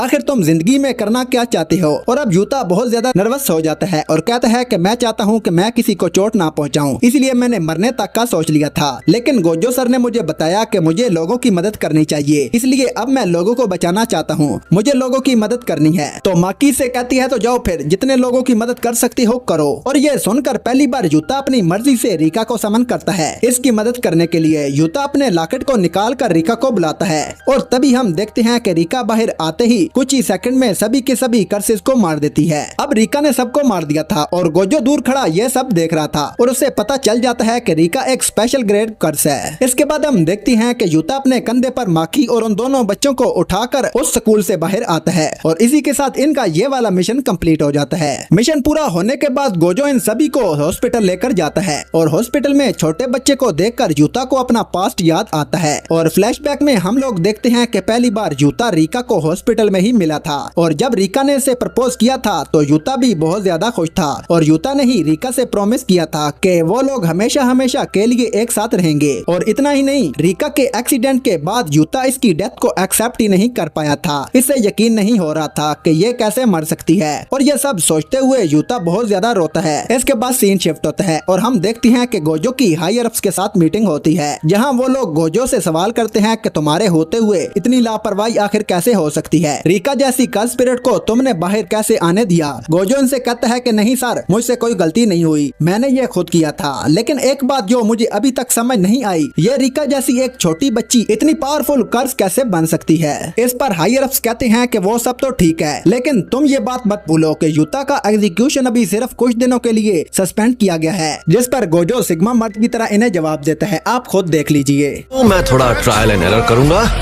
भूलो मत कि यूता ओकुत्सु की सजा बस थोड़े समय के लिए खारिज हुई है और तुम ये बात मत भूलना कि यूता ओकुत्सु के सर पर मेरा हाथ है। अब इसके बाद हम देखते हैं कि गोजो यूता को लेकर एक रूम के अंदर जाता है जहां बहुत सारे कर्स टूर रखे होते हैं। गोजो इसे बताता है कि रीका जैसी पावरफुल कर्स स्पिरिट को एक्सरसाइज करना ऑलमोस्ट इम्पॉसिबल है, लेकिन इसके कर्स को ब्रेक जरूर किया जा सकता है। मुझे पता है तुम रीका को समन करने के लिए अपनी रिंग का यूज करती हो और हाँ, अगर किसी भी कर्स को किसी ऑब्जेक्ट के अंदर कैद कर लिया जाए तो वो कर्स बहुत ज्यादा स्टेबल हो जाते हैं। तो ये लो, इस कटाना को पकड़ो। तुम्हें करना बस ये है कि रीका के कर्स को थोड़ा थोड़ा करके इस कटाना के अंदर एंटर करवाना है और फिर इसे कंट्रोल करना। और अगर तुम ऐसा कर लेते हो तो एक दिन तुम पक्का ही रीका को पूरी तरह से कंट्रोल कर पाओगे और जब ऐसा होगा तुम और रीका दोनों फ्री हो जाओगे। और ये सुनते ही यूता बहुत ज्यादा खुश हो जाता है और इसके बाद यूता अगले 3 महीने तक नॉन स्टॉप माकी के साथ ट्रेनिंग करता है। फिर गोजो इनुमाकी के साथ यूता को एक मिशन पर भेजता है, लेकिन जाने से पहले गोजो यूता से कहता है कि यूता, एक बात का ध्यान रखना, चाहे जो मर्जी हो जाए, इस बार तुम रीका को समन नहीं करोगे और उसे बाहर नहीं आने दोगे। रीका का जितना भी कर्स तुम इस कटाना के अंदर एंटर करवा सकते हो, बस उसकी इतनी ही पावर का तुम्हें यूज करना है। और इतना कहकर गोजो वहाँ से चला जाता है। इसके बाद यूता और इनुमाकी एक शॉपिंग मॉल में आते हैं। वहाँ एक कर्स स्पिरिट है जिसे इन्होंने एक्सरसाइज करना है। इनका मिशन यहीं से स्टार्ट होता है और थोड़ी दूर आते ही इन्हें एक कर्स स्पिरिट नजर आती है और इससे पहले कि यूता कुछ सोच भी पाता, इनुमाकी अपनी कर्स स्पीड टेक्निक से इस स्पिरिट को खत्म कर देता है। यूता इसकी इस मूव को देखकर बहुत ज्यादा इम्प्रेस हो जाता है। ऐसा कैसे हो सकता है, तुमने तो 1 सेकंड के अंदर ही उसे हरा दिया। अब इसके बाद वो दोनों वहाँ से बाहर जाने लगते हैं कि तभी एक और स्पिरिट वहाँ पर आ जाती है। यह स्पिरिट बहुत ही ज्यादा पावरफुल थी और इसे एक्सरसाइज करना इन दोनों के बस की बात नहीं थी। इसके बाद इनके अंदर काफी अच्छी फाइट होती है, काफी फाइट होती है। पहले इनुमाकी लड़ता है लेकिन इनुमाकी उससे नहीं हरा पाता, लेकिन उसके बाद यूता और इस कर्स स्पिरिट की फाइट होती है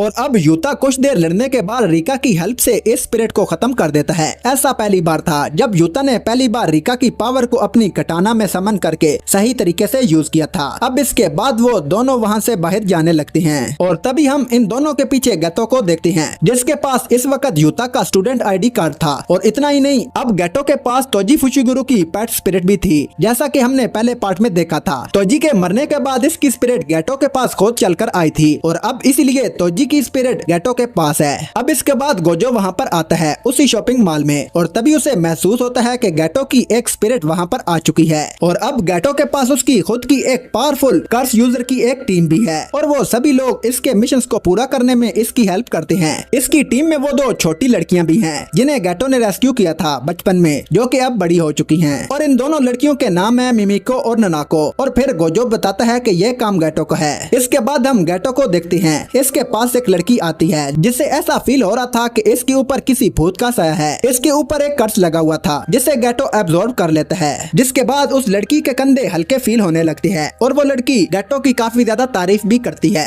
यानी कि ये देख लो, गैटो बड़ी बड़ी बातें करने वाला खुद एक तांत्रिक बना पड़ा है और लोगों की हेल्प कर रहा है, उनसे भूत भगा रहा है। कैसा ये अजीब इंसान है। लेकिन वो लड़की इसकी तारीफ करती है और खुद की तारीफ सुनकर गैटो काफी ज्यादा खुश होता है। और इधर हम गोजो और प्रिंसिपल यागा को देखते हैं जो कि आपस में बात कर रहे थे। तभी गैटो अपनी टीम के साथ जुजुत्सु हाई के अंदर आ जाता है और वो यूता और इसके दोस्तों से मिलता है। यूता को देखते ही गैटो इससे बात करने लगता है। वो चाहता था कि यूता इनकी मदद करे ऐसी दुनिया बनाने में जहाँ पर सिर्फ जादूगरी रहे और इसके अलावा वो सभी के सभी आम इंसानों को मारने वाला है। यूता और इसके दोस्त ये सुनकर काफी ज्यादा हैरान हो जाते हैं और तभी गोजो और इसके साथी भी वहाँ पर आ जाते हैं। लेकिन यूता गैटो से कहता है कि वो इसकी मदद नहीं करेगा। फिर गोजो गैटो से पूछता है कि यहाँ क्या करने आए हो तुम। गैटो इसे बताता है कि वो यहाँ पर एक वॉर डिक्लेयर करने आया है इनके और जुजुत्सु हाई के बीच में, और ये वॉर 24 दिसंबर की रात को शुरू होगी और इसी रात गैटो सैकड़ों कर्स स्पिरिट्स को टोक्यो के अंदर आजाद कर देगा और अगर तुम्हारे में दम है तो मुझे रोक कर दिखाओ। और ये सब बोलकर गैटो अपनी टीम के साथ वहाँ से निकल जाता है। इसके बाद हमें गैटो के बारे में और जानकारी दी जाती है। तो अब हमें पता चलता है कि गैटो रिका और यूता को एब्जॉर्ब करना चाहता है क्योंकि वो एक स्पेशल ग्रेड कर्स स्पिरिट है और बहुत ज्यादा पावरफुल, और इसके लिए पहले इसे यूता को मारना होगा। साथ ही गैटो को पता चलता है कि वो लोग अब वार में यूता को अपने साथ नहीं लेकर आएंगे क्योंकि अगर रिका बाहर आई तो वो दोनों साइड के लोगों को खत्म कर देगी।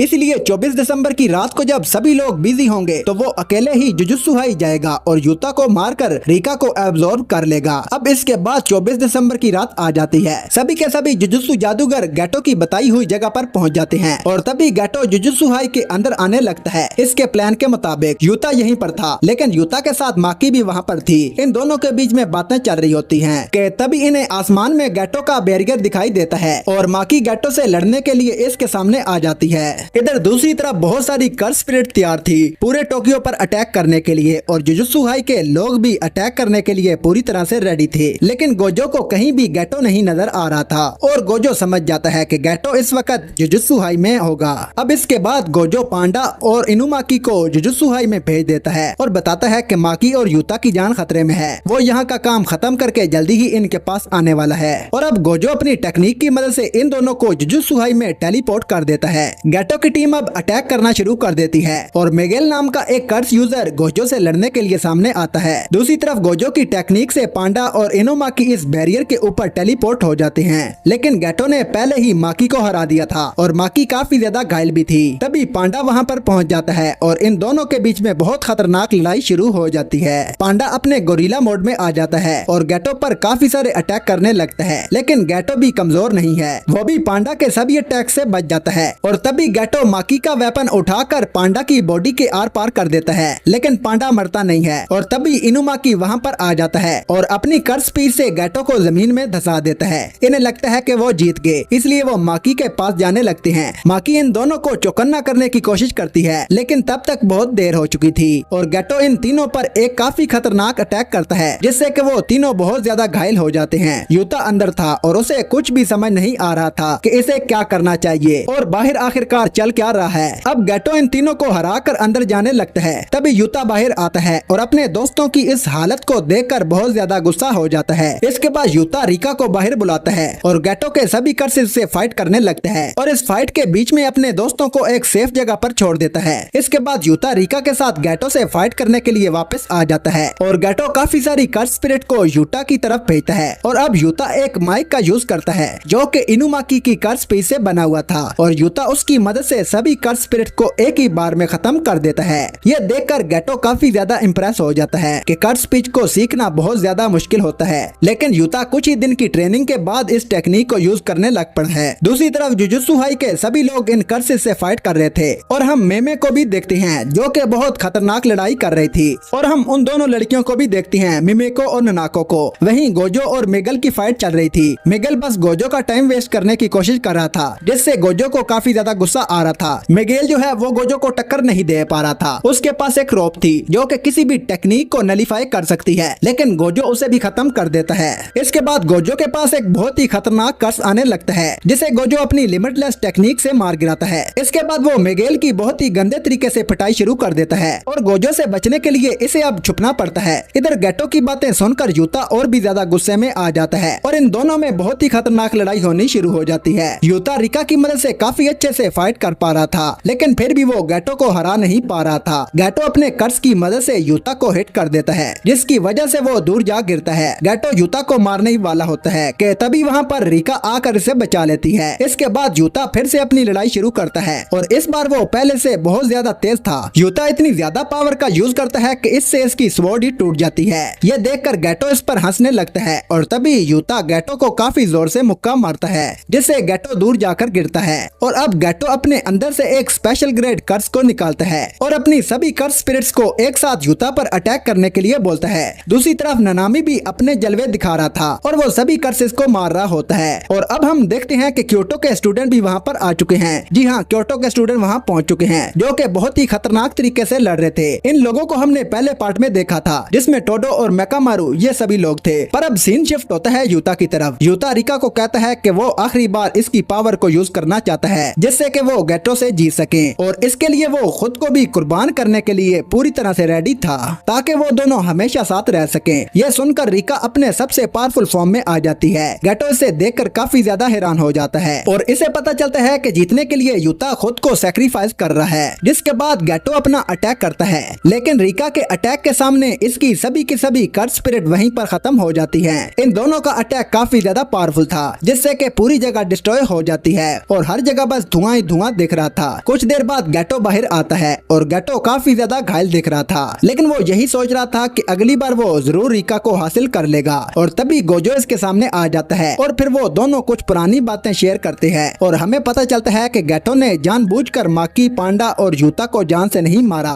क्योंकि जुजुत्सु जादूगरों के लिए गेटो के मन में बहुत ज्यादा रिस्पेक्ट है। इसे तो बस आम इंसानों से नफरत है। इसके बाद फिर गेटो यूता की आईडी कार्ड भी गोजो को वापस दे देता है और इसके बाद गोजो से पूछता है कि तुम्हें किस तरह मरना है, जिसके बाद वो बोलता है कि कुछ कर्स से ही मुझे मार दो, और यहीं पर गेटो का एंड हो जाता है, यानी कि गेटो यहीं पर मारा गया है। इसके बाद हम दूसरी तरफ देखते हैं कि यूता बेहोश पड़ा होता है और इसके दोस्त इसे उठाते हैं और यूता इन सबको ठीक देखकर काफी ज्यादा खुश था। फिर रिका वहाँ पर आती है और यूता इन सबको बताता है कि इसने रिका की पावर के बदले हमेशा इसके साथ रहने का प्रॉमिस किया है। यह सुनकर सभी लोग काफी ज्यादा हैरान हो जाते हैं। यूता रिका की तरफ जाने लगता है, पर तभी रिका अपनी ह्यूमन फॉर्म में आ जाती है और तभी गोजो भी वहाँ पर आ जाता है और वो इन सबको बताता है कि दरअसल यूता कोई मामूली इंसान नहीं है, वो काफी स्पेशल इंसान है और वो और गोजो एक ही ब्लड लाइन से बिलोंग करते हैं, यानी कि ये दोनों दूर के रिश्तेदार हैं, इसलिए यूता इतना ज्यादा पावरफुल है। गोजो इन्हें ये भी बताता है कि रिका ने कभी भी यूता को कर्स नहीं किया था, बल्कि उल्टा यूता ने रिका की डेथ के बाद इसे कर्स किया था, क्योंकि यूता रिका की डेथ को एक्सेप्ट ही नहीं कर पा रहा था और इसके नेगेटिव इमोशन की वजह से रिका एक कर्स बन गई थी, लेकिन आज वो आजाद हो गई है। यह सुनकर यूता रोने लग जाता है कि इसकी वजह से बेचारी रिका को इतना कुछ सहना पड़ा। इसने रिका को कर्स कर दिया, यानी कि अपने ही प्यार को। तभी रिका इसके पास आती है और उसे गले लगा लेती है और इससे कहती है कि इन 6 सालों में मैंने तुम्हारे साथ बहुत एंजॉय किया, और अब रिका की आत्मा को शांति मिल जाती है और यूता इसे आखिरी गुड बाय कहता है। अब इसके कुछ टाइम बाद हम देखते हैं कि गोजो यूता और इसके सभी दोस्तों को एक नए मिशन पर भेज रहा था। एंड सीन में हम मिगेल को देखते हैं और मिगेल और यूता साथ में मिलकर लंच कर रहे थे। दरअसल गोजो ने मिगेल के साथ मिलकर एक डील की थी कि वो इसे जिंदा छोड़ देगा, लेकिन बदले में मिगेल को यूता को ट्रेन करना होगा, और अब यूता की ट्रेनिंग चल रही होती है और इस मूवी का यहीं पर एंड हो जाता है। बाकी आप बताएं कि आपको ये वीडियो कैसी लगी। अगर आपको ये वीडियो अच्छी लगी हो तो वीडियो को लाइक, चैनल पर नहीं हो तो चैनल को सब्सक्राइब करना ना भूलिएगा, क्योंकि मैं अपने चैनल पर इस तरह की इंटरेस्टिंग वीडियोस लाता रहता हूँ। बाकी आज की वीडियो में बस इतना ही। मैं मिलता हूँ आपसे ऐसी किसी नेक्स्ट वीडियो में। तब तक के लिए आप हमारे चैनल की अदर वीडियोस को देख सकते हैं, जिनका लिंक आपको नीचे डिस्क्रिप्शन में या ऊपर आई बटन में मिल जाएगा।